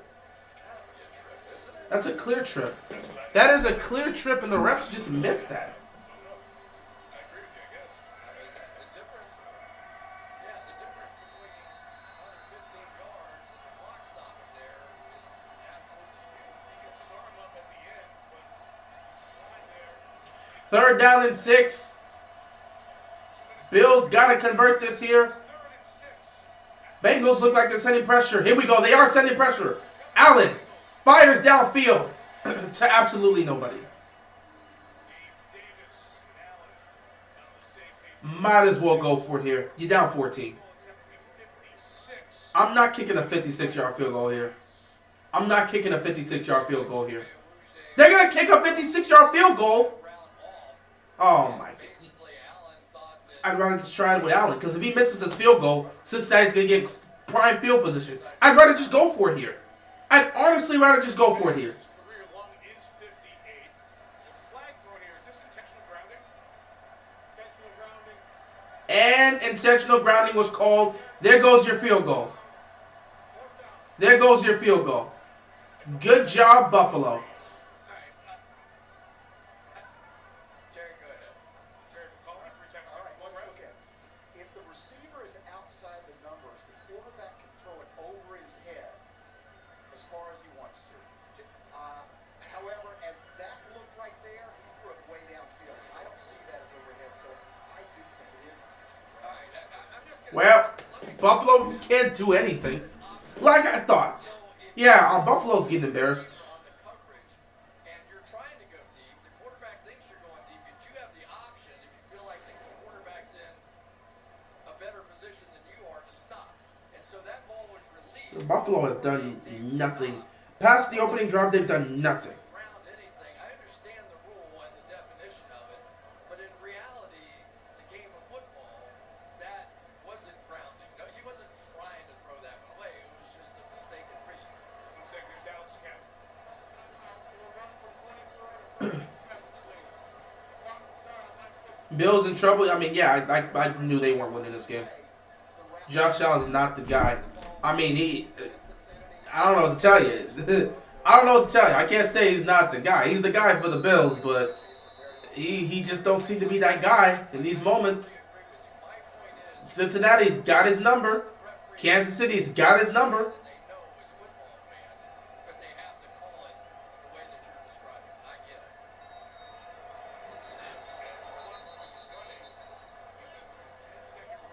This is the end of the first half. Game's over.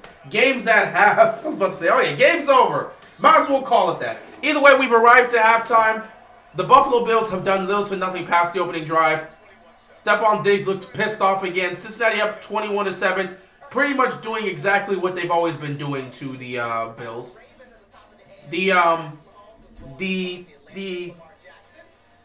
Bills get the ball coming out of halftime. So the Bills get the ball coming out of halftime. We'll see what they can do in the second half. They're in a situation where they got to score. Either way, guys, I will see you in the second half.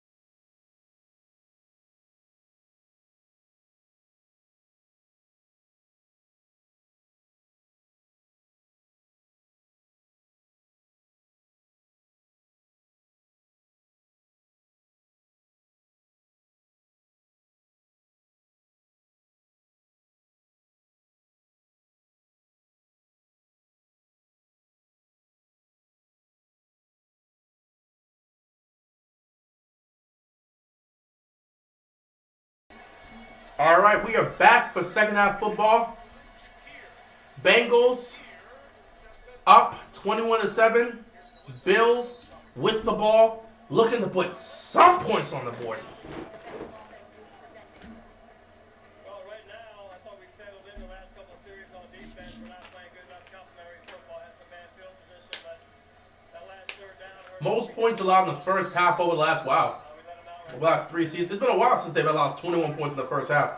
That Bills defense has looked soft. They have got to show up in this second half and make this a competitive game. But it starts with Josh Allen doing something here offensively. 1st and 10 for the Bills. Allen, quick throw. It is caught by Diggs. Picks up about 6. Second down come up here for the Bills. Yeah, Mike, it's interesting. We think of these two teams as being so wide receiver centric, right? But tonight, it's really been a little bit more of the inside game. The Bills and Josh Allen, not a lot of success on the outside, more in the middle of the field. Bills are getting cooked. Well done. Yeah, pretty much. Adjustment for this one. 2nd and 5. Allen's going to keep it himself. Pump fakes. And just throws it down. This might be a penalty on the Bengals. Both the line judge and the down judge had a bill illegally downfield. It's on the Bills.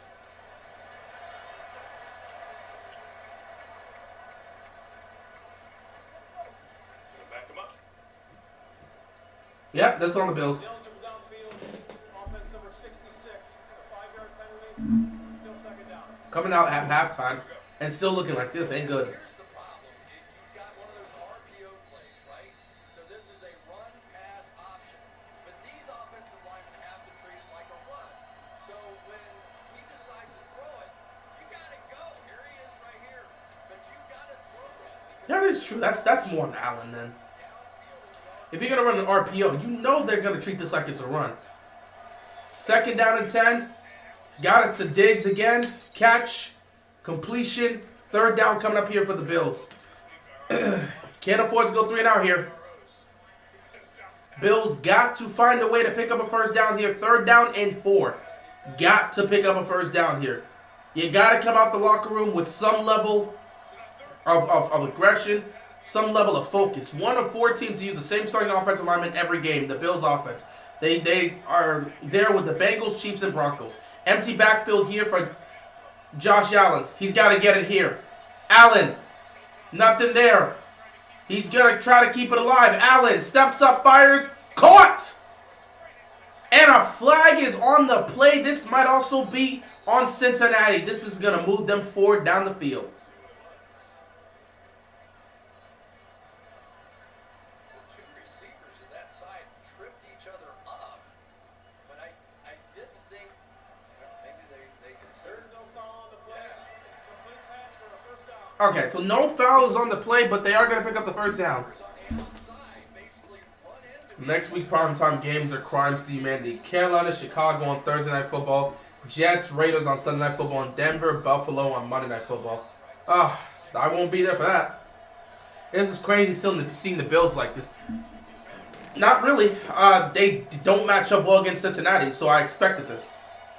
The thing is, I didn't expect their defense to play as soft as they have. Another 1st down picked up here by the Bills. But yeah, I mean, last year, they did match up well against Cincinnati. And Cincinnati beat them in the regular season, then went into Buffalo in the divisional round and beat them there too. So Cincinnati has Buffalo's number right now. But Buffalo has slowly been treading down. They got to one AFC title game. Everybody was ready to crown them and said they were full on the team to come out of the AFC. Nice pass and nice completion to Diggs. All of a sudden, they were supposed to be the number 2 team behind Mahomes and the Chiefs.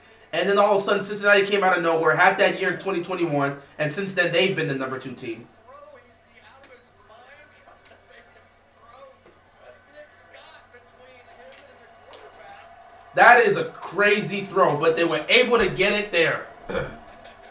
Now they're in Cincy territory here. Got to come away with some points. Diggs, 5 catches, 69 yards.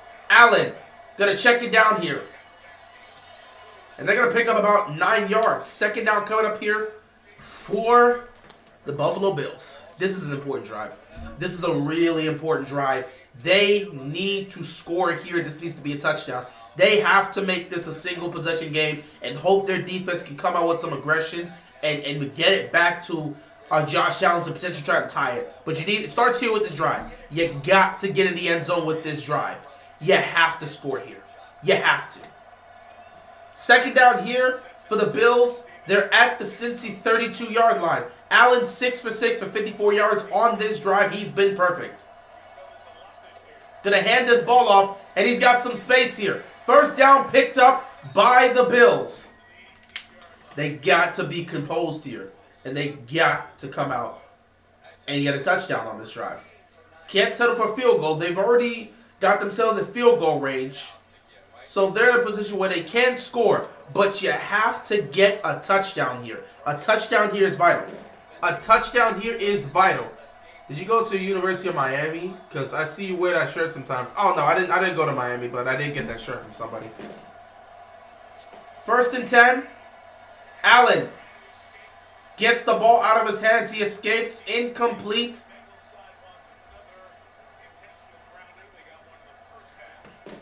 Bengals want an intentional grounding call. They're not going to get it. Bills better do something quicker. They're going to be going to the L train. Well, they're doing something on this drive.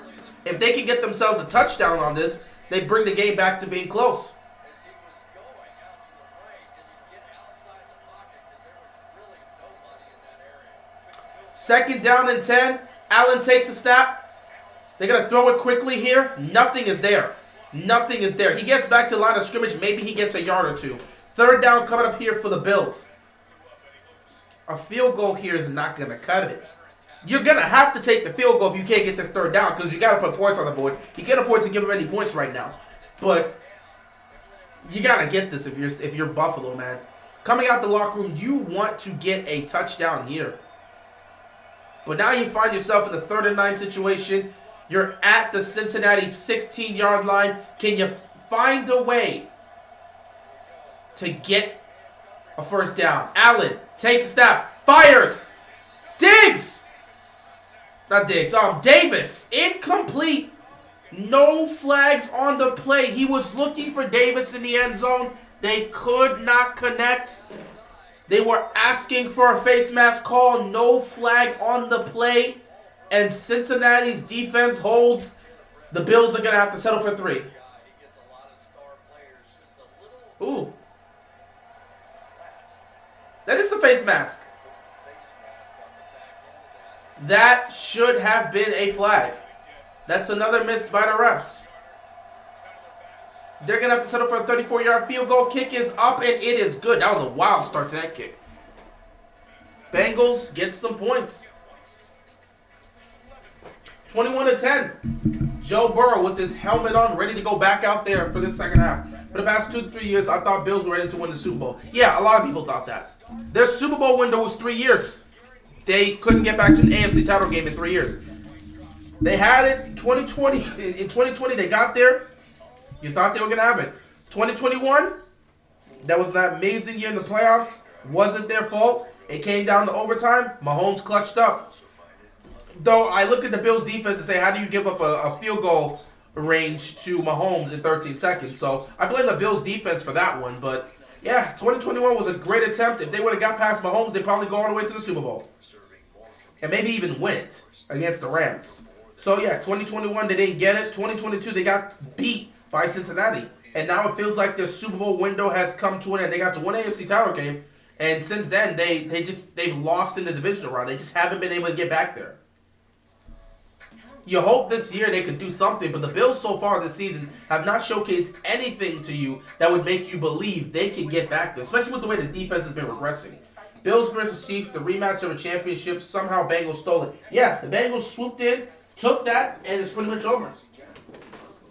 Like I said, 2021, the Bills shocked the world, not the Bills, the Bengals shocked the world by beating Kansas City in the AFC title game to get to the Super Bowl. And then last year, instead of the Bills being in the championship game, it was the Bengals. So the Bengals have pretty much taken over that spot. And now, right now, Kansas City is the leader, and everyone's like Cincinnati's number 2. And with Cincinnati getting red hot and starting to go on that run, There's a good chance they could potentially win this division. Who knows? Or maybe they're going to have to be a road team. Either way, they feel comfortable home or on the road. They feel comfortable going into the postseason and taking on anybody for a chance to get closer to the Super Bowl.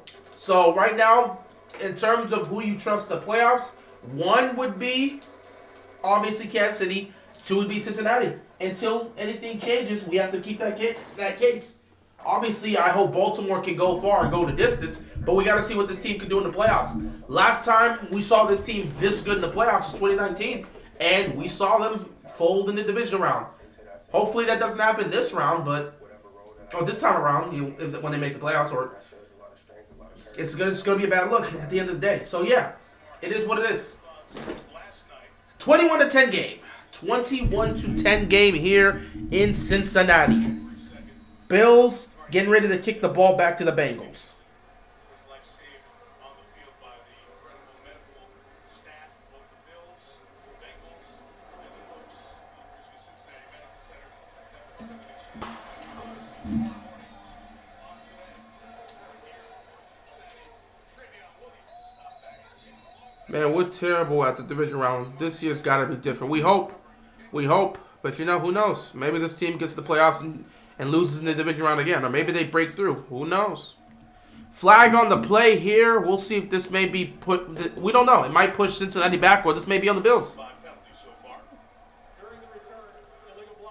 Illegal block in the back on the return team. That's going to move Cincinnati backwards.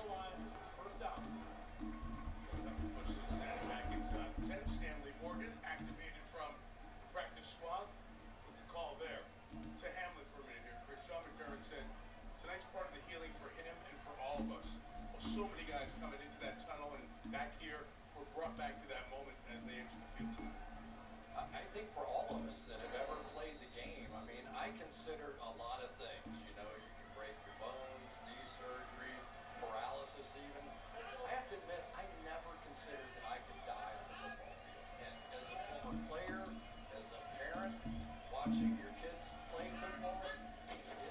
First down and 10 for Cincinnati. They're going to run this ball. Pick up a good chunk of yardage. Second down coming up here for the Bengals. Second half, and all the way across the bonds of players on the Cincinnati side as well. Who knew Hamlin, who didn't know Hamlin, and the truth heroes, the first responders. We were at Jeff Ruby's restaurant downtown last night, and the Bills medical staff and the University of Cincinnati medical staff were together in a room, 20 people, many of whom had never met, but all key in the fact that DeMar Hamlin's on that bench tonight. Didn't you feel like you were walking in with a bunch of your favorite ball players when you were a kid? Like, I just wanted to shake all their hands and hug them all and what heroes they are. 2nd and 7. Dump off here. And they're going to be stopped right there. Good stop by the Bengals. I mean, by the Bills defense here. Of 3 yards. Is there closure tonight? Who knows? Only DeMar Hamlin will be able to answer that in the days, months, and years to come. But in some small way, it's the next step as he continues to try to go forward. And for him, play football and be a part of this Bills organization going forward, or any organization. And I tell you, the city of Cincinnati basically has adopted him. They provided meals for he and his family. Jeff Ruby and their group did all of that.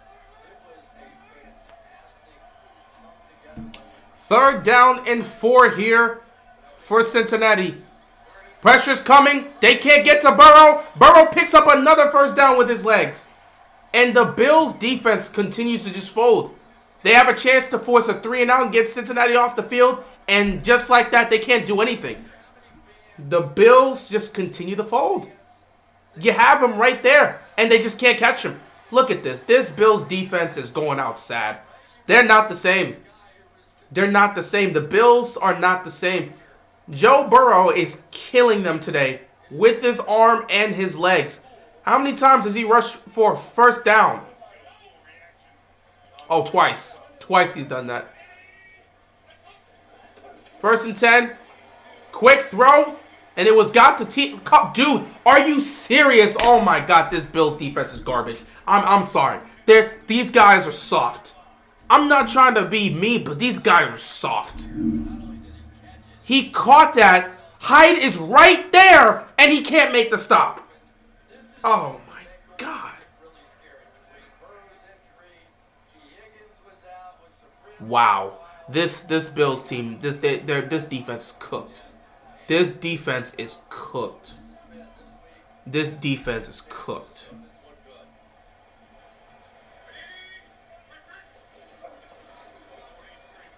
Burrow has plenty of time to throw. He's going deep. He's got a man open. It's Chase. And he can't hold on. Ah, I thought he had that.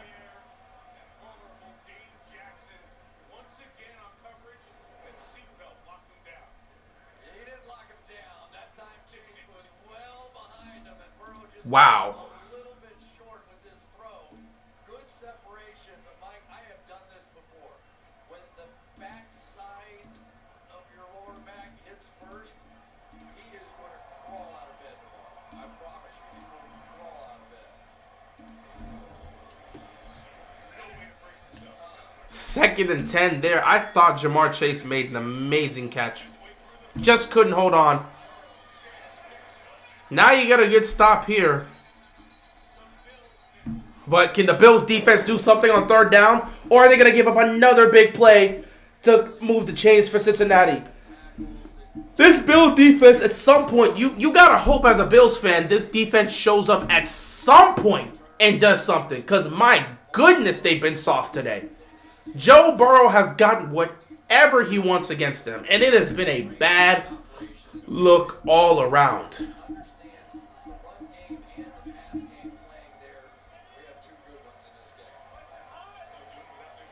Third down and 11. You're not getting a better chance to make a stop on this drive than this third and long. Getting the ball here. They're sending everybody. And the ball got knocked down. They're lucky. Oh, they're lucky. Because that probably would have been a first down too. The Bills defense actually makes a stop. They actually give the ball back to the offense. Who would have thought? Who would have thought?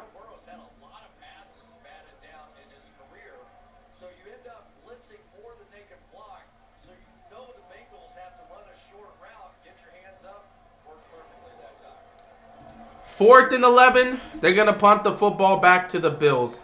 And if the Bills can find a way to get in the end zone, it would do them wonders. Bills, not the best spot for them, but they're going to be well into their own territory. They're going to start at their own 8-yard line. Beautiful punt. It's a 21-10 game with 6.5 left to go here in the third quarter. Bills getting the ball, looking to try and respond. On game day, you see ours. We see yours too. To those currently serving and to our Defense actually managed to make a stop. we see your bravery in answering the call to service. What it takes to serve abroad and the challenges that come returning home.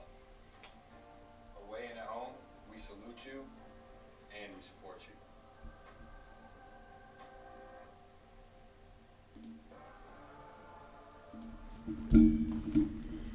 Stick to the plan.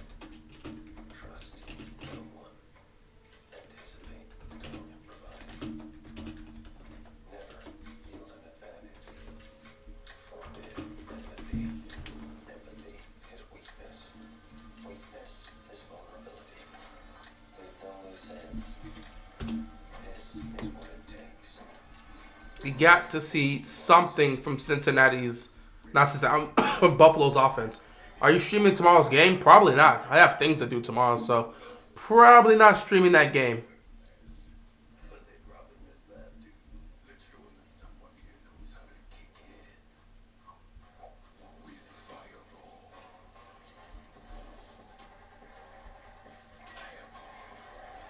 I'm not a drinker, so this commercial doesn't do anything for me. But yeah, Bills offense gotta get in the end zone here, man. If you can make this a 21-17 game, you bring it back and make it close. But you got to show up and do something. You need something big here. You need something big here.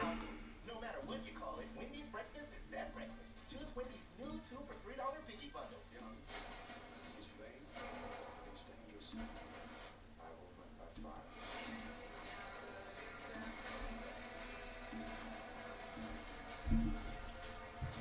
They got to do something here.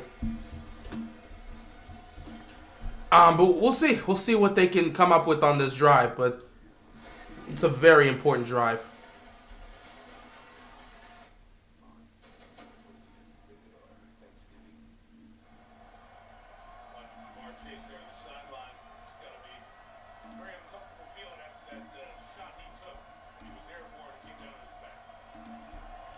First and 10 for the Bills on this drive.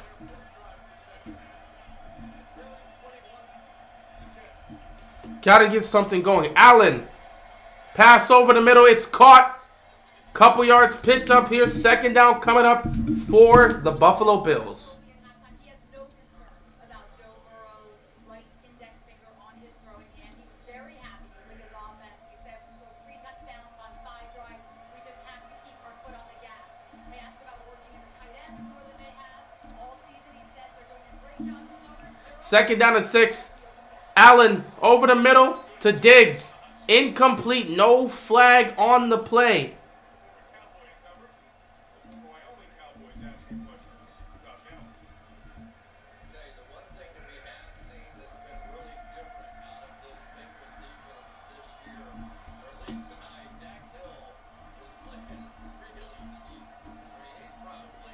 Third down and 6 here for the Bills. It's a big position here. You don't want to give the ball back to Cincinnati. You don't want to go 3 and out if you are the Bills. Got to get something here. If Allen's got to buy time, he's going to buy time. They're going to call timeout. Oh, boy. Things are not going well for the Bills. If you're a Bills fan, you got to have serious concern about your team this year. I'm not going to lie. This Bills team, if the Ravens weren't a team, which NFL team would you root for? Probably the Dolphins because I'm a Heat fan. That's probably one.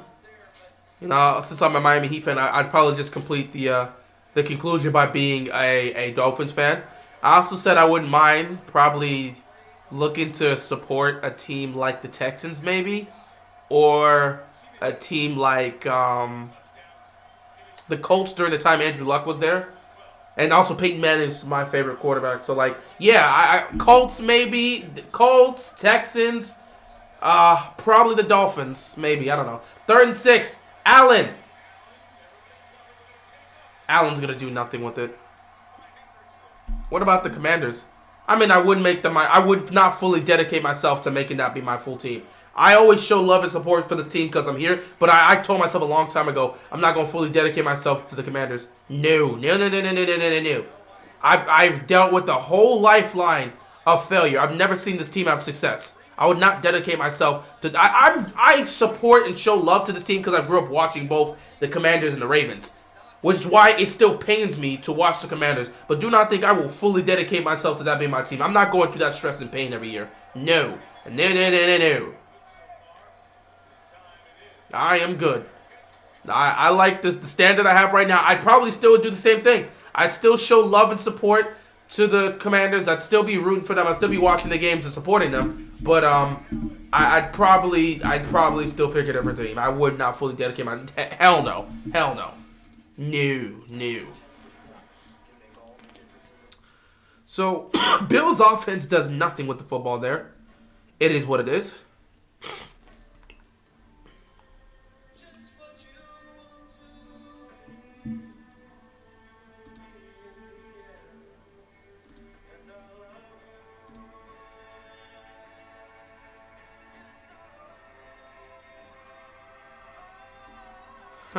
Probably could just end up using all this.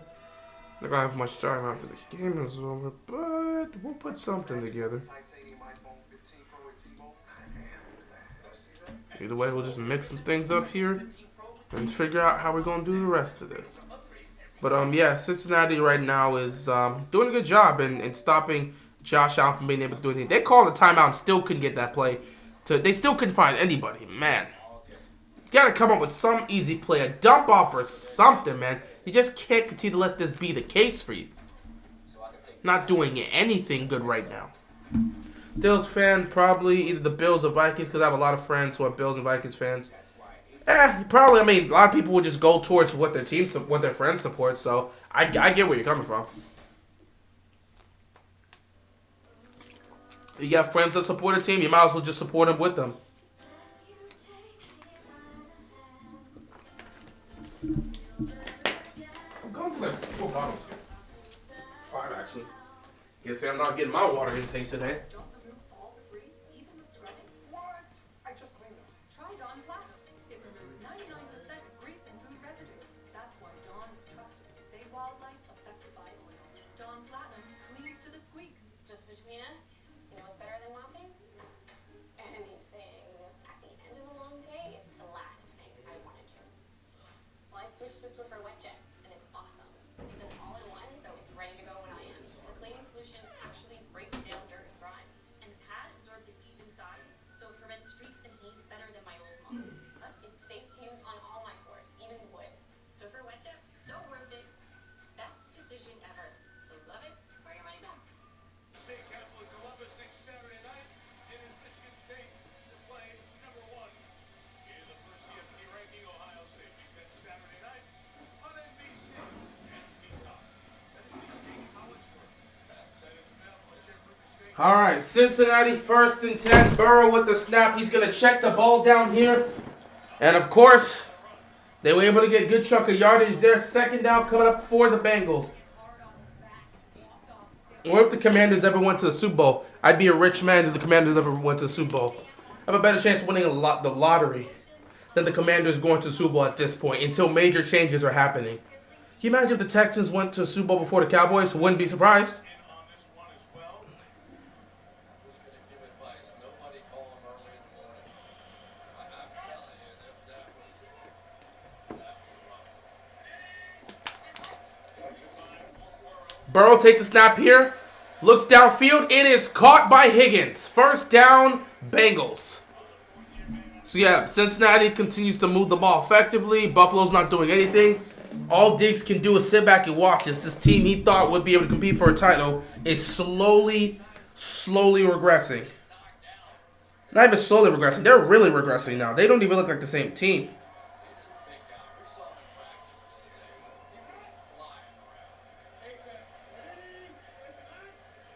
Top of the second round in 2020. 1st and 10. They're going to toss it here. Oh, wow. The Bills' defense actually made a good stop.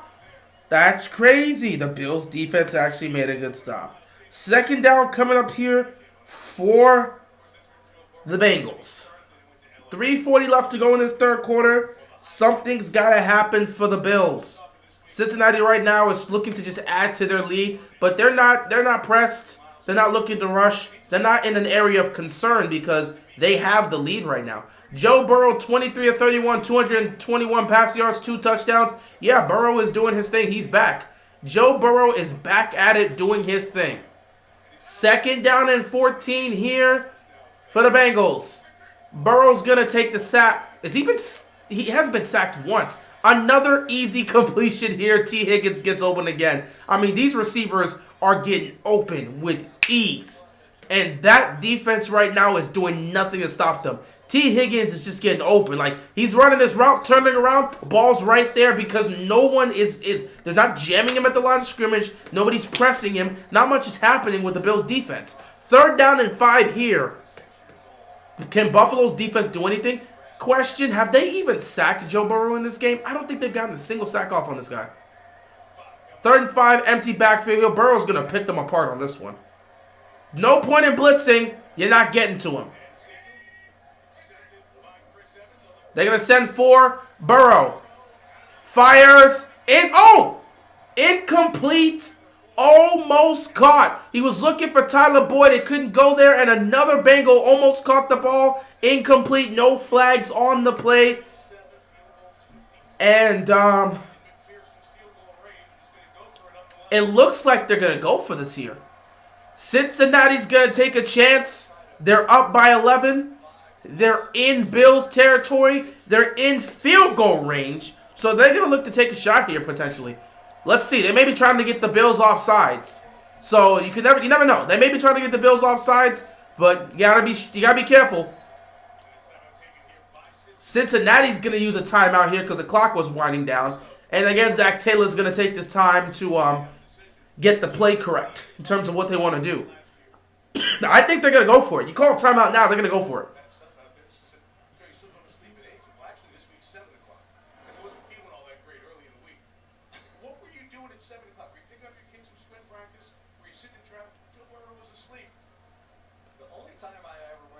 that early when I was his age. Was when I was going to go out. So they're gonna go for this here. Burrow is yeah, they're gonna go for this here on offense. They're in field goal range, so they can obviously bring out McPherson, but it's gonna be a long field goal. They'd rather just go for it on 4th down. So let's see if they can get this play going here. This would be a huge stop for Buffalo. It would be a very, very big stop for Buffalo if they can get it done. If they can get it done here. If not, Cincinnati's gonna add to their lead. 4th down and 5. Here we go. Burrow takes a snap. Burrow, pressure's coming. Burrow dumps it off, but he's not gonna get there. The Bills defense actually make a stop. Turnover on downs. Buffalo's offense is gonna get the ball back. That is the biggest play the Buffalo defense has made all night. The biggest play the defense has made all game. Getting that stop on 4th down, giving Josh Allen great field position, and you got to hope he goes down the field and scores a touchdown. This is a situation where you got to start looking at Allen and say, bro, you got to just go. We need you at this point. You have to go. Clock starting, the game's starting to wind down. Clock's starting to wind down. There's not much time left to go in this game. We have to go now. We got to get something going. It has not been it's not been what Bill fans want to see. There's a lot of concerns for this team. I'm not gonna lie. There's a lot of concerns. Look at my professional breakfast eaters. I woke up really early for this. A little bit of that drizzle action. Sweet and spicy jam and mambo sauce are on the McDonald's menu for a limited time. Geico makes car insurance easy. Enjoy your flight. You too. As easy as saying the wrong thing. Me too. Really? What? You got to see something from Allen here. You got to see something from Allen here. You could. Are we leaving? Or I don't even want to go. Yeah, you got to see something from Allen here. He's got to get something going. Honestly, I think they got to go quick. With an app that puts your policy in your pocket, it's easy. It might be a situation where Buffalo may have to go quick here. Just go no huddle. Go quick. Try to see if you can catch the Bengals defense off guard. Every year. Take charge with the freedom to upgrade every year with Go 5G Next at T-Mobile. Also, he's hungry.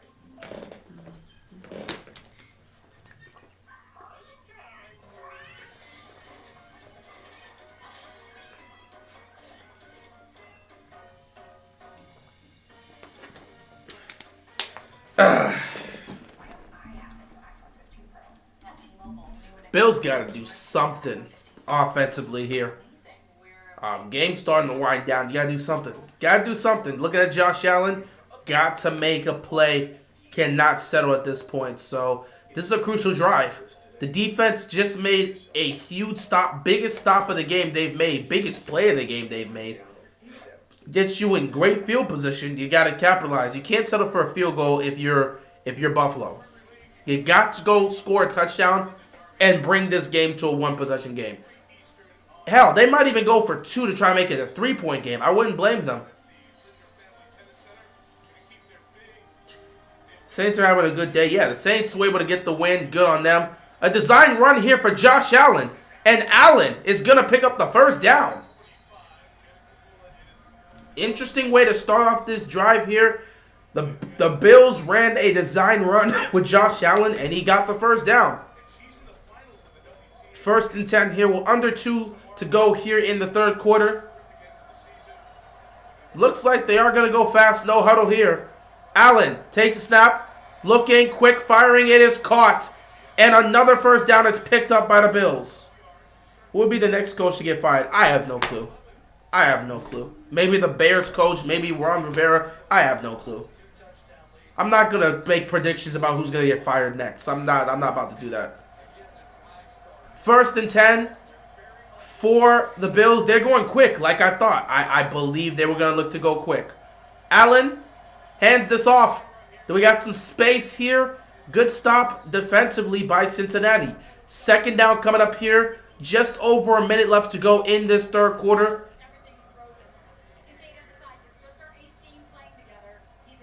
Yep, I thought they would go no huddle. That's exactly what they're looking to do. That was the only way you were going to get something going. Go no huddle, go fast, see if you can catch the Bengals defense off guard. Second down and 7 here. Allen takes a snap, looking towards his left. He's going to fire across the middle. It is caught, and the first down is not picked up by Moss. He is short.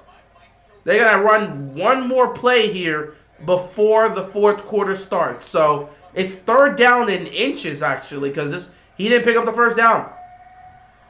So this is something, honestly, line up under center and Josh Allen, get a quarterback sneak. You are very close. You got to pick up a first down here.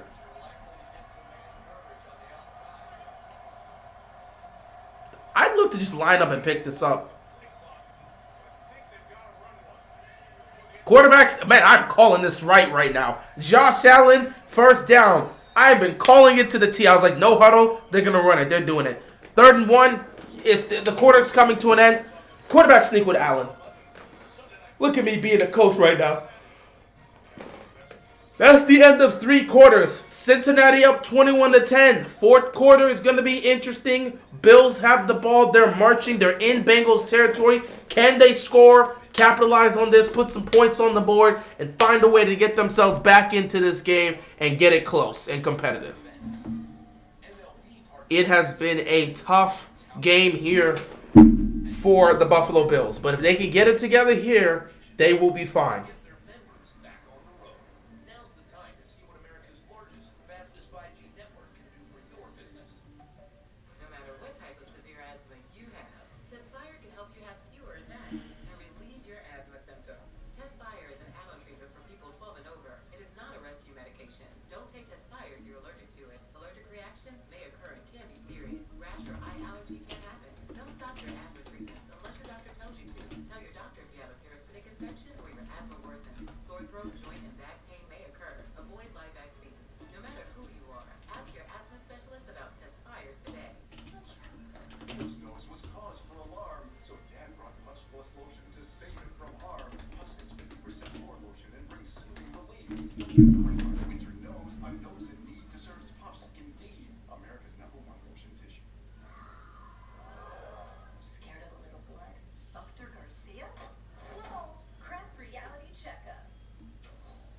Bleeding gums are serious, Jamie. I must be brushing too hard. No, it's actually a sign of bacterial infection, one that can spread to other parts of the body. Check this out. Unlike other toothpastes, Crest Gum detoxifies antibacterial fluoride works below the gum line to help heal gums and stop bleeding. Crest saves the day, huh?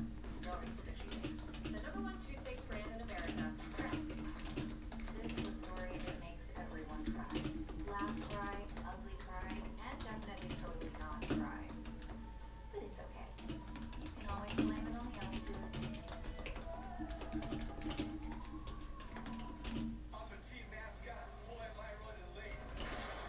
Ow, what a hit. And you have covering car insurance? The cost to cover that might take your season. So get on, Nate. You better protect it from mayhem, like me. Fourth quarter action starting off here. Yes, sir. Engaged in that race. This champion fourth quarter begins. Bengals 21, Bills 10. Bills on the move. 33-yard line. 1st and 10. They're doing a little bit of a trick play. Flea flicker. Allen going deep. Does he have a look? Hell no. What was that? That was kind of just a waste of a play. They were trying to get cute here and nothing happened. This is about where you do these kinds of plays, though, right? We see a lot of head coaches calling that right here. But we've already seen They were trying to get cute with that play and nothing was there. Nothing was there. Second down and 10 here for the Bills. Allen takes a snap, looking towards his right. Nothing's there. Allen's going to break free. Allen pump fakes. Allen tries to get the first down. He's going to be close, but he is short. 3rd down coming up here for the Bills. But he's getting pretty clever, too, about how he is going to the ground. He's landed on that right shoulder a few times. Right at the end of this, He really tried to pull the pump fake like anybody was going to fall for that. You'd already taken off, bro. If you were still in the pocket, maybe that could have worked. 3rd and 1 here. They're going to probably utilize another quarterback sneak. And are they going to get this? It looks like they're going to give him the first down. They're going to give him forward progress. Side of Rusty Baines, the line judge. They're going to give him the first down. First down. My mistake. Bills pick up a first down here. Bengals defense cannot believe it. They thought they stopped him there. 1st and 10 here for the Buffalo Bills. They continue to go fast. We're watching. They're going fast here. Joe Burrow on the sideline just watching, knowing he's going to have to come back and respond if they score a touchdown here. They're going to go for 2 if they get a touchdown here to make this a 3-point game. Allen takes a snap. He's looking, fires towards the middle. It is caught again, and a fumble occurs. And just like that, the momentum again changes. Just like that, the momentum changes.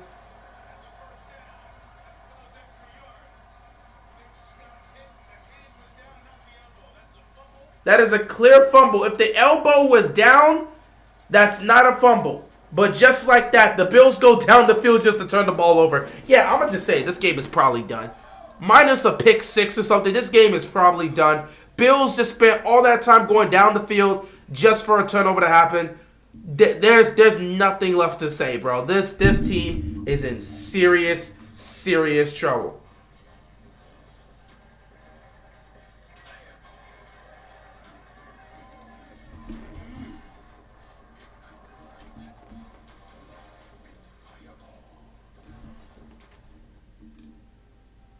With Boost Infinite, get iPhone 15 Pro with titanium and save up to 40% on your monthly bill. Transcend to a wireless utopia and experience America's smart network. With unparalleled coverage from 3 of the nation's top wireless networks. No trade-in needed to get iPhone 15 Pro with titanium on us. Save up to 40% on your monthly bill and enjoy the latest iPhone every year with unlimited wireless. For your most brilliant smile, Crest has you covered.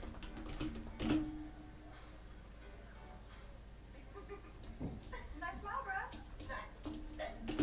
Crest 3D White. 100% more stain removal. Whiter teeth in 3 days. The #1 teeth whitening brand in America. Crest. Ay vey. What a turnaround. You go down the field just to turn the ball over. You go down the field just to turn the ball over. Josh Allen's bad. I can't even blame that on Josh Allen. You can't blame that one on Allen. Allen was running a good drive. That was a good drive by Josh Allen. He was making smart throws. He took off. He was utilizing his legs. It's not Josh Allen's fault his receiver can't hold on to the football. That's something I can't blame on the quarterback. Sometimes you get things with the receivers where they fumble the ball. That was a great drive by Josh Allen that just got ruined because the receiver couldn't hold on to the ball. Sometimes you can't just blame the quarterback for everything. You can't. That's not a situation where I'm going to sit back and say Josh Allen's the reason that happened. Josh Allen led a great drive down the field. The receiver fumbled the ball. There's nothing else to say. 2 turnovers for the Bills today. There's 13 minutes left to go in this game, and I don't see any life for Buffalo unless this defense can find a way to get a turnover and put them back in good field position. A 3-and-out would do wonders for them, but they're not causing a 3-and-out for the Bengals. Bengals are probably going to move this ball up the field. 1st and 10, Burrow, looking, firing, caught. Did he fumble the ball?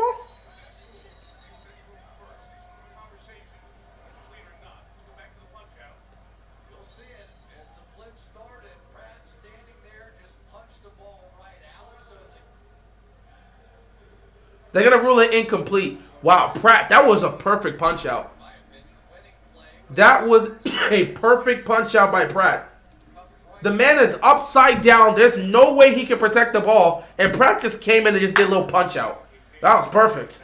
That was perfect. That was a beautifully timed. Meanwhile, Smith, he never had full possession of that ball. That is definitely an incomplete pass. 2nd down and 10 here. The clock didn't reset, did it? I don't think the play clock reset. Either that or they're going to have to call timeout. Yeah, the play clock didn't reset. The play clock did not reset. So, 2nd and 10 here. 13 minutes left to go. All Buffalo can do at this point is just hope their defense can get off the field and get the ball back to the offense, and hopefully they can put points on the board this time. A great drive ruined because of a turnover. Burrow fires. Caught. But he's going to be short. 3rd down and 1 coming up here. Bro, T. Higgins has made 3 catches where he has made the catch and has had the ball like out here. Like he's getting completely cradled by the defender, but he's just made the catch with 2 hands right there. That is exactly what you want to see, man. That is exactly what you want to see from a receiver. And he's got strong hands because he didn't lose the ball. 3rd down and 1 here. Buffalo's defense is hoping to make a stop, especially if they try to run this here. Gotta see what's going to happen here. Empty backfield here for Burrow. He's going to call a timeout. Cincinnati is going to have 1 timeout left. I started chasing bench Higgins. I mean, that's not usually a bad thing. You would assume Jamar Chase would go off. He's one of the best receivers in the game. So it's not exactly a gamble. Sometimes things don't work out, man. You would assume one of the best young receivers in the game would be effective here, but there hasn't been a lot of looks for him because they've been double teaming him. The Bills defense has done a good job double teaming him, and there hasn't been a lot of looks to Jamar Chase. Now Jamar Chase had an opportunity to make a couple big plays, but just couldn't hold on to the football. That's just how it is. He almost made the big play down the field, just couldn't hold on to the ball. 3rd down and 1 here. Cincinnati trying to pick up the 1st down. Buffalo trying to get these guys off the field. Let's see what happens on this 3rd down here. Burrow in the shotgun. He's going to fake the handoff. He's going to float the ball. It is caught. 1st down, Cincinnati. And the Bills defense just looked so confused. They didn't even know what they were doing. Huge pickup here. 1st down, Bengals. I don't even know what the Bills defense was doing there. They faked the handoff, and it's just like they just didn't know what they were doing. Look at that. That's just a miss right there.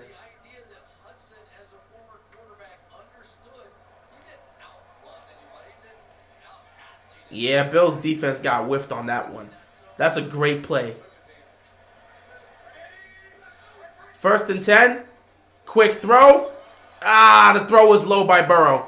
2nd down coming up here for the Bengals. That was just a low throw by Joe Burrow. Allen on the sideline. Nothing he can really do right now.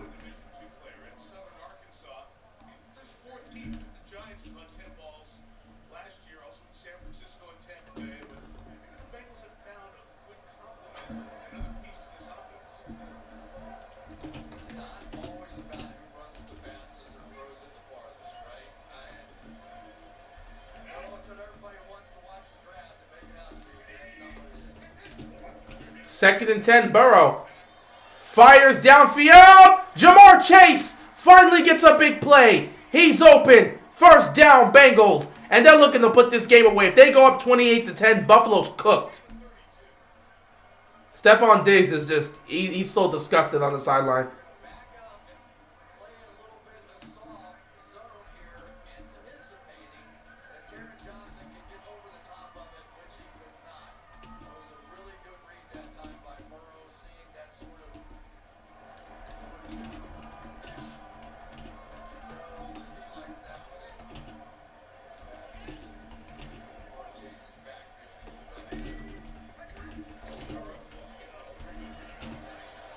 They're going to run this ball, and they're going to get some good yardage. Bills defense ain't doing anything right now.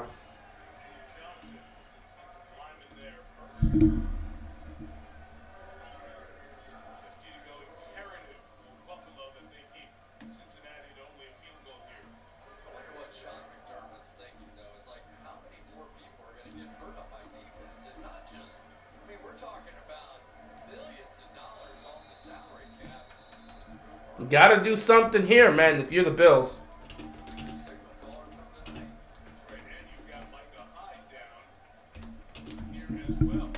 Another defender down right now. Buffalo can't afford to keep losing defenders.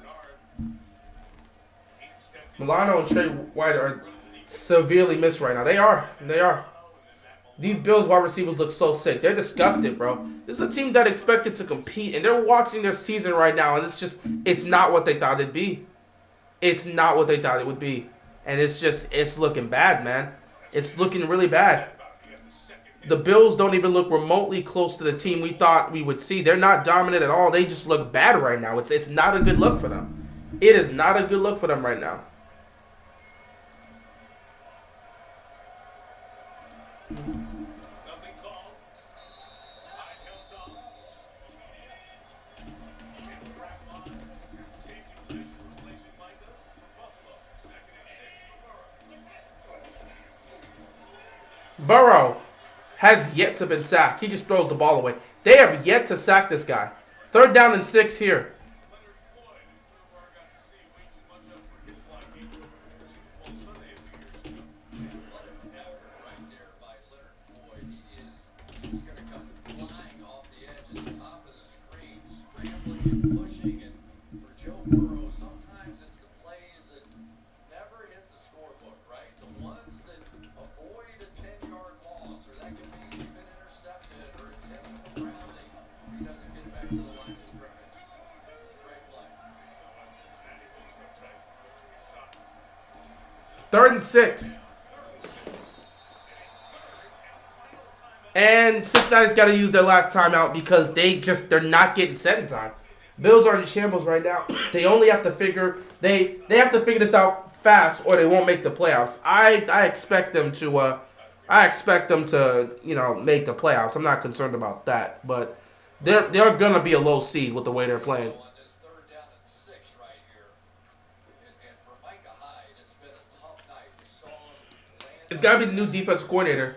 I forgot Leslie Frazier did leave the team. Well, part of that has to be the defense coordinator. But the biggest aspect is the fact that their defense is getting decimated. These injuries are killing them. We know, as a Ravens fan, we know how bad injuries can decimate a team. We've dealt with that for the last 2 years.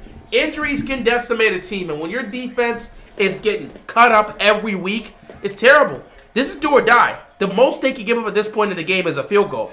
They got to make a stop here. Burrow, quick throw over the middle. It's caught.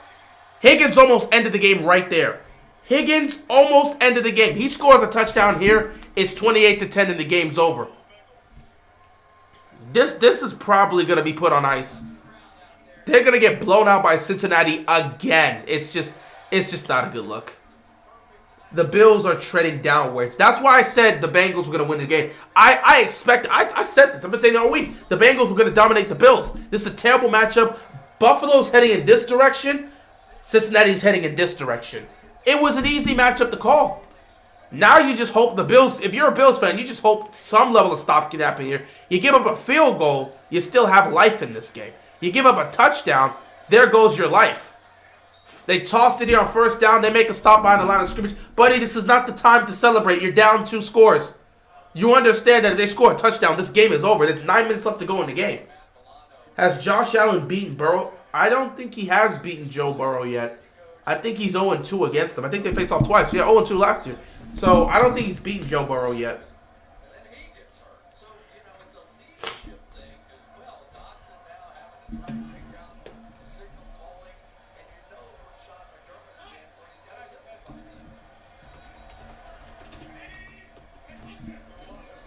things. 2nd and goal. Burrow checks it down. He's out of bounds. He's out of bounds at the 3-yard line. Cincinnati's on thin ice. Not Cincinnati. Buffalo's on thin ice. Buffalo is on thin ice right now. There were conversations about the Bengals should, first of all, during the draft last year, Kincaid's name came up a lot. They're on thin ice right now. Because the tight ends weren't producing.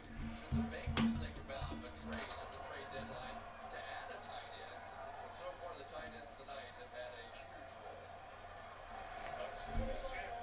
3rd down and goal. You got to make a stop if you're Buffalo. Touchdown here ends the game. Burrow looking to put this game on ice. It's not even there. Incomplete 4th down. And somehow, with 8:11 left to go, Buffalo has life. Yeah, the ball got tipped. The ball got tipped by the defense. Rocio makes the game-saving play because if that's caught, he's going in the end zone, and that's a touchdown. 20-yard field goal keeps it to a 14-point game, so Buffalo still has some life left. They're technically not dead yet, but at this point, they can't afford to give up any more points to Cincinnati.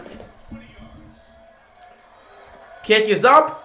It is good. Cincinnati takes a 24-10 lead. Buffalo has some life, but at this point, it's 4-down territory. 8 minutes left to go in this game. Cincinnati up 14. Buffalo has no choice but to score on this drive, or the game is over. Discover different Black Friday deals at Target each week. Everything we have tasted until now was just practice for this. Oh my goodness gracious. These are the two sauces, sweet spicy jam and the mambo. Look how that started to drizzle on there. The way it's glistening, stop. Oh my. Sweet and spicy jam and mambo sauce are on the McDonald's menu for a limited time. Oh my goodness. Geico makes car insurance easy. As easy as loving. Random question. Is North the best division in terms of kickers? Arguably, yes. I mean, you already have Tucker McPherson, so you automatically get that. And Boswell, okay, yeah, I can make the argument. Yeah, you can make the argument. With 24/7 easy roadside service, it's easy to Geico. Bills have to play the Chiefs. That could be a loss. The Eagles most likely will be the loss. And the Cowboys, that could go either way this year. And the Dolphins in the final week. They match up well against the Dolphins, so that I can see it as a win. But Buffalo's got a lot of tough games ahead. And with the way they're playing, they're just not in a good position, man. These are not the type of questions. These are the type of games that they should be losing. These are the type of games you gotta work hard to win to showcase what you can do.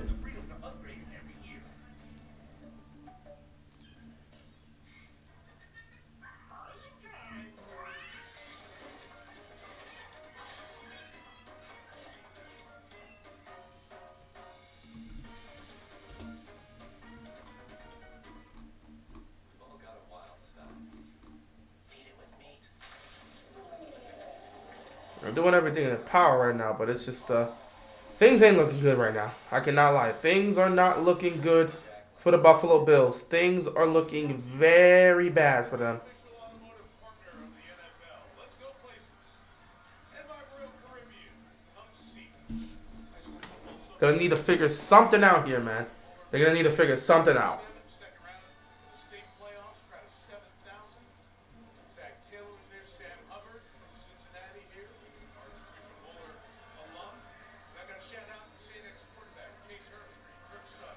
Absolutely. Junior had a good season, not the way they wanted it to end, but kids from St. X. Matt Muller moving on to the playoffs. Across the country, playoffs season is the best for TCU. This is the drive. It's do or die for the Bills tonight. Powered by AWS, and the issue tonight has been those deep balls that we have seen Josh Allen hit so many times during the course of his career. Missed times a few, a couple of just overthrown, and finally one pick. So it has been the lack of big plays tonight that really has hurt this offense. Here we go. 1st and 10. 8 minutes left. Allen is going to toss it here. Going to come close. Pick it up about 8 or 9. The second down coming up here for the Bills. 3-5-3 teams and a 7-2 team in our division is insane. If this holds up, I can see this division making history with all teams in the playoffs. Yeah, we'll see if that happens, but, you know, there's still plenty of game left to play.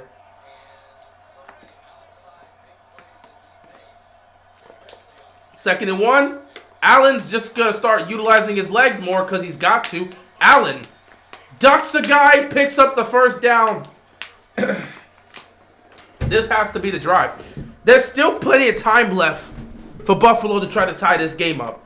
But it comes down to what happens on this drive. They need to score here, and the defense has to step up and make a stop. It comes down to that. Give me a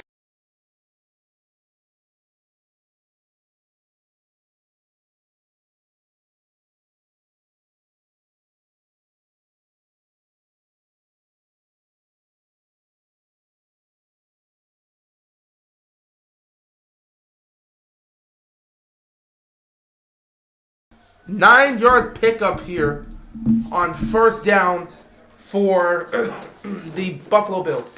Division most likely beat each other, so much to where one of us missed. It's gonna be tough. I mean, Baltimore literally has the chance to make both. They can make Cincinnati and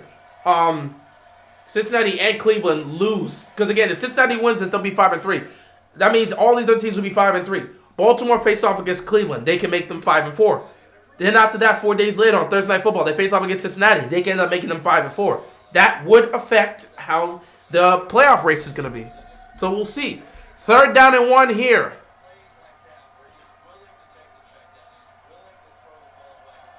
Allen, 22 of 32 here, man. He's got an interception on the game.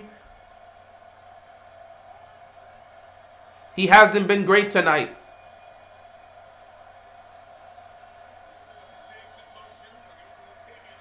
They're going to pick up the first down because they need to pick up the first down.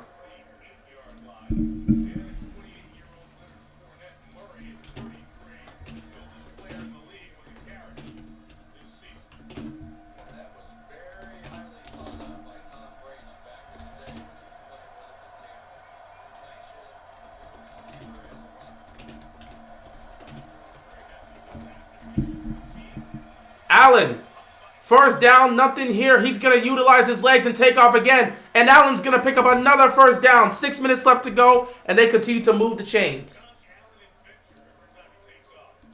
This is exactly what we've been talking about. Spread the field, make him the running game. And it allows them to add Latavius Murray in there, who's their best pass protector. So you have 6 people blocking for him, and he effectively is the running back.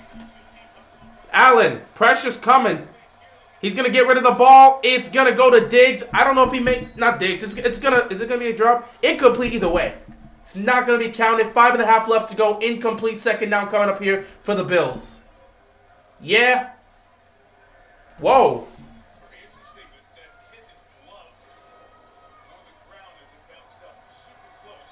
Nah, that's not it.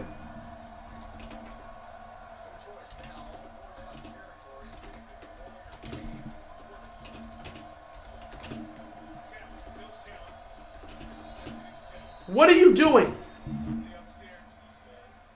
You don't have timeouts to be throwing challenges like this, man. What are you doing?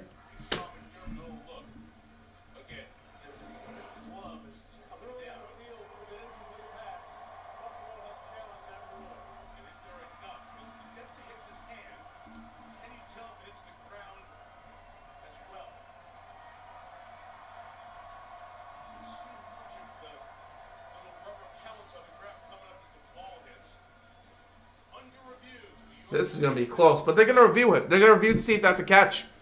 We'll just have to wait and see.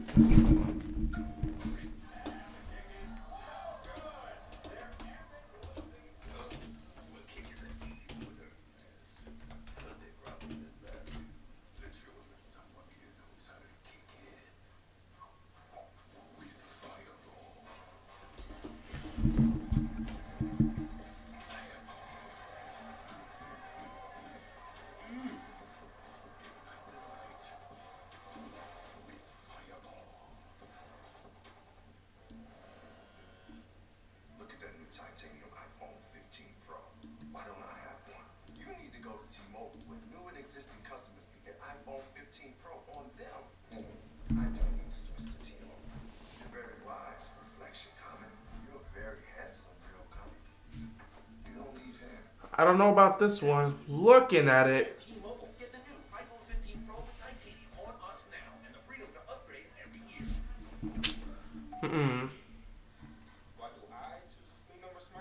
This is going to be close. It's going to be close. It's going to be close. But I'm not sure if it really hits the ground. It actually looks like it bounces off of his gloves. So I can take my game to the next level. Because when your bed is this smart, you sleep at the right temperature all night.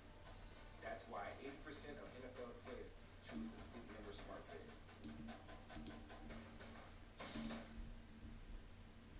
Why don't I have the new iPhone 15 Pro? At T-Mobile, new and existing customers can get the iPhone 15 Pro with titanium. Amazing. We're amazing. Get the new iPhone 15 Pro with titanium on us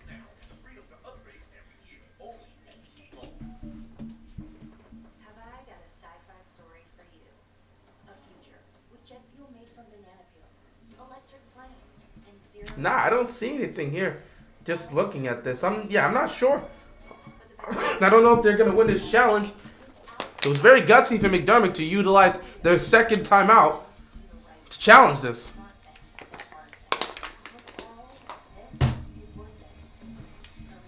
But I'm not sure. I am not sure.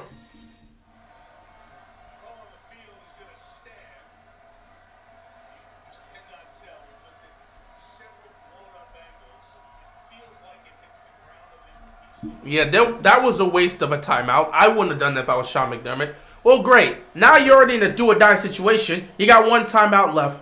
Bills are screwed. Pass over the middle is caught. Gonna gain 9 right there. 3rd and 1 coming up here. 5.5 left to go. Buffalo still taking their sweet time to get set. You understand you're on a time crunch, right? You have one timeout left in the 2-minute warning. If you're going to score, you got to score here and get the ball back to your defense to see if they can make a stop and give you a chance to tie this game. 3rd down and 1 here. Hands the ball off. Picks up the 1st down. They need to hurry. This is a situation where they're taking too much. Look how slow they're going. Why aren't they hurrying up? They got to be quicker to get set. You're under 5 minutes left. You got a timeout left. You got to score a touchdown here and have enough time to get the ball back to Allen. They're taking their sweet time to get set. 1st and 10. Allen. Quick throw. Caught. And he just... jeez. Yeah, they're just... I don't see it, bro. They're done. They need to score before the 2-minute one. I don't see anything happening here, bro. They're taking way too much time off the clock trying to get set. I don't see people rushing enough. Guys need to recognize, you get the ball, you got to go out of bounds. You got to preserve the time. Time is not on your side, but everyone's just like lining up so slowly. Where is the urgency for the Buffalo Bills? Allen, 2nd and 7. Looks. Tosses. Get out of bounds. Oh, my goodness. He's going to pick up 9. It's 3rd down and 1 again. 4 minutes left to go. I'm not seeing the urgency from this team right now.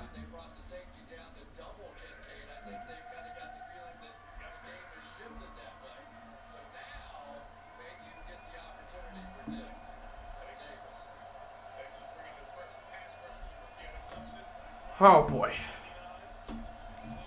3rd down and 1 here. Allen takes a snap. Allen fires. Caught. Diggs. Touchdown. And the Bills still have some life. They're going to go for 2. The Bills are going to go for 2.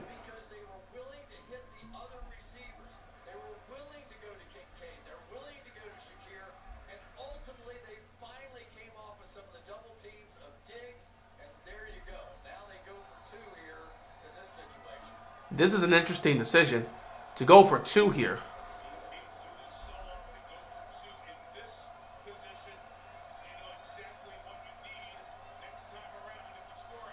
Can they get this? Allen fires, caught! Diggs! But does he get both feet in bounds? He got both feet in bounds! And it's a 6-point game. So now all of a sudden, Joe Burrow has to go out there. He's got to go out there with the mindset of, we got to kill this clock. If Buffalo gets the ball back, they're going to win this game. Diggs, there was a collision at the end of this 2-point conversion. Looks like he's okay, but there was definitely a collision.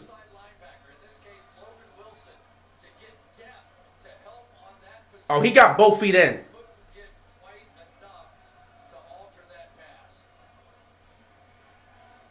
Allen to Diggs. Yep, he got both feet down. Allen to Diggs for the touchdown, and then Allen to Diggs again for the 2-point conversion. And just like that, we've got a competitive football game here, ladies and gentlemen. We have a competitive football game.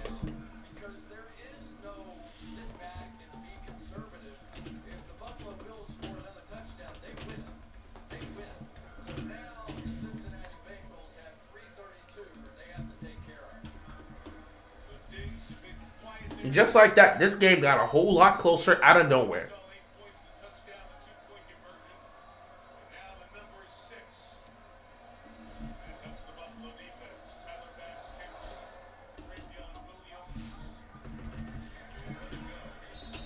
So now, this is a situation where if you're Cincinnati, this isn't a situation where it's like, okay, all we got to do is pick up a couple first. You're looking to be more aggressive. It's not just run the ball and try to kill the clock. If Buffalo gets the ball back, they got a chance to win this with a touchdown. So this is urgency for Cincinnati. You had the game in your hands. Now you got to close it out. It's about closing it out. A couple first downs puts this game on ice. 3.5 left to go.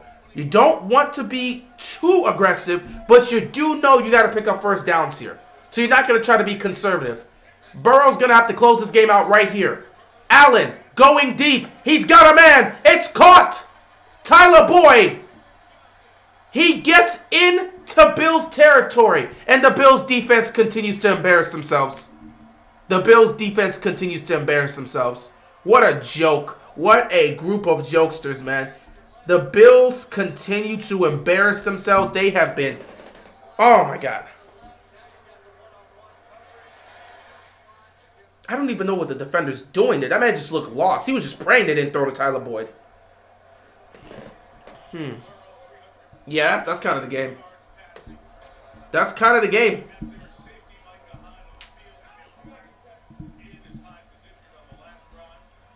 They're on the verge of being in field goal position. They're going to run the ball here. Bills are in desperation mode now. They're in desperation mode.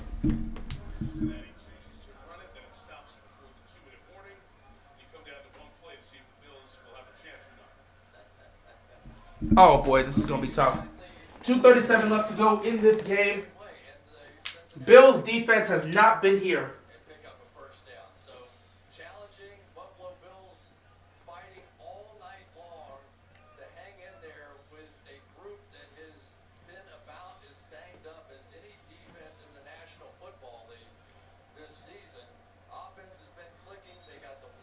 .237 left to go here. Gotta be careful here. Don't want to force anything.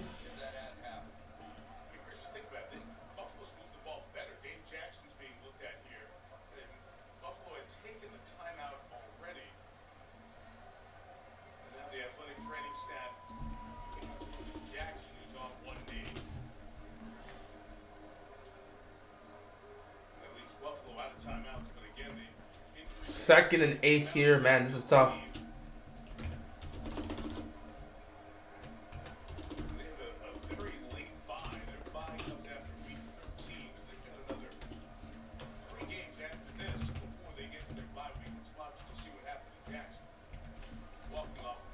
Oh, that's an injury right there. That's tough. So you've got a few of the veterans in there now.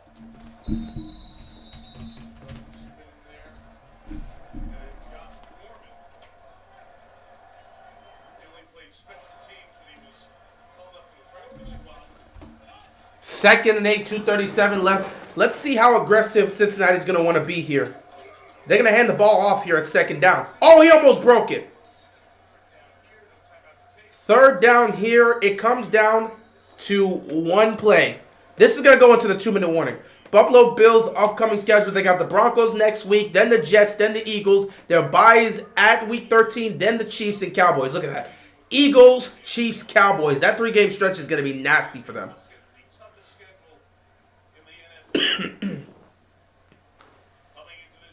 That's tough. That is very tough for this Bills team.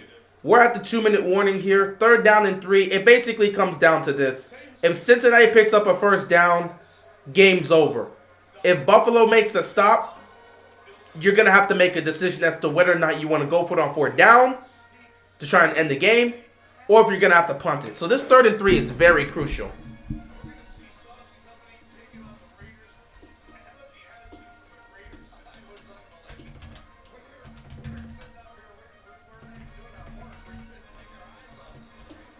No one cares about next week's Sunday Night Football.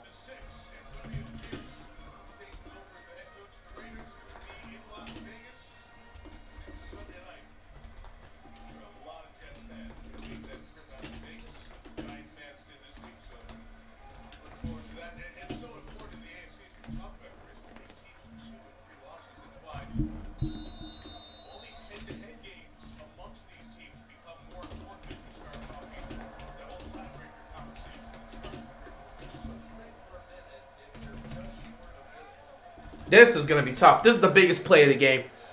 First down here ends it. How bold is Cincinnati going to be on 3rd and 3? For the game here, Mixon, can he get the first? Mixon picks up the first down. And that's going to be the game. The Cincinnati Bengals are going to win this game. Buffalo's defense should be embarrassed and ashamed of how they've played. They've looked like scrubs. They've looked like bums. They can't even do basic tackles. I mean, my God, you had the man there and you couldn't get it done. What a joke of a performance by the Buffalo Bills. What a pathetic group of defense. I can't blame them because injuries have killed them, but you're looking at your season waning. This does not look like a contending team. If you're a Buffalo Bills fan, you got to be very concerned. Now, because he went out of bounds, the clock stopped. But guess what? Game's already over. Couple kneel downs pretty much puts this on ice. Cincinnati is going to advance to 5 and 3. Buffalo is going to fall to 5 and 4. And they have some serious questions. They have some serious questions about who they are as a football team. The AFC North is crazy. Probably the Ravens need to win 14 games. I don't think 14 games is going to be what needs. I still say 12 because they have to play each other. And there's no way one side's going to sweep the other. So I would say 12 wins is going to get it done to the AFC North. But who knows? Maybe it could go up to 14 depending on how this goes down. Either way, the Bills, they're in trouble. The Bills are in serious trouble, man. They're falling off. Cincinnati continues to win 4 straight wins for the Cincinnati Bengals. They were 1 and 3 at some point. They've rattled off 4 straight wins. They're heading to 5 and 3, and they're red hot right now. Meanwhile, meanwhile, Buffalo, I don't know what to say. I don't know what to say about the Bills, man. They're heading in a terrible direction. They're heading in a terrible direction.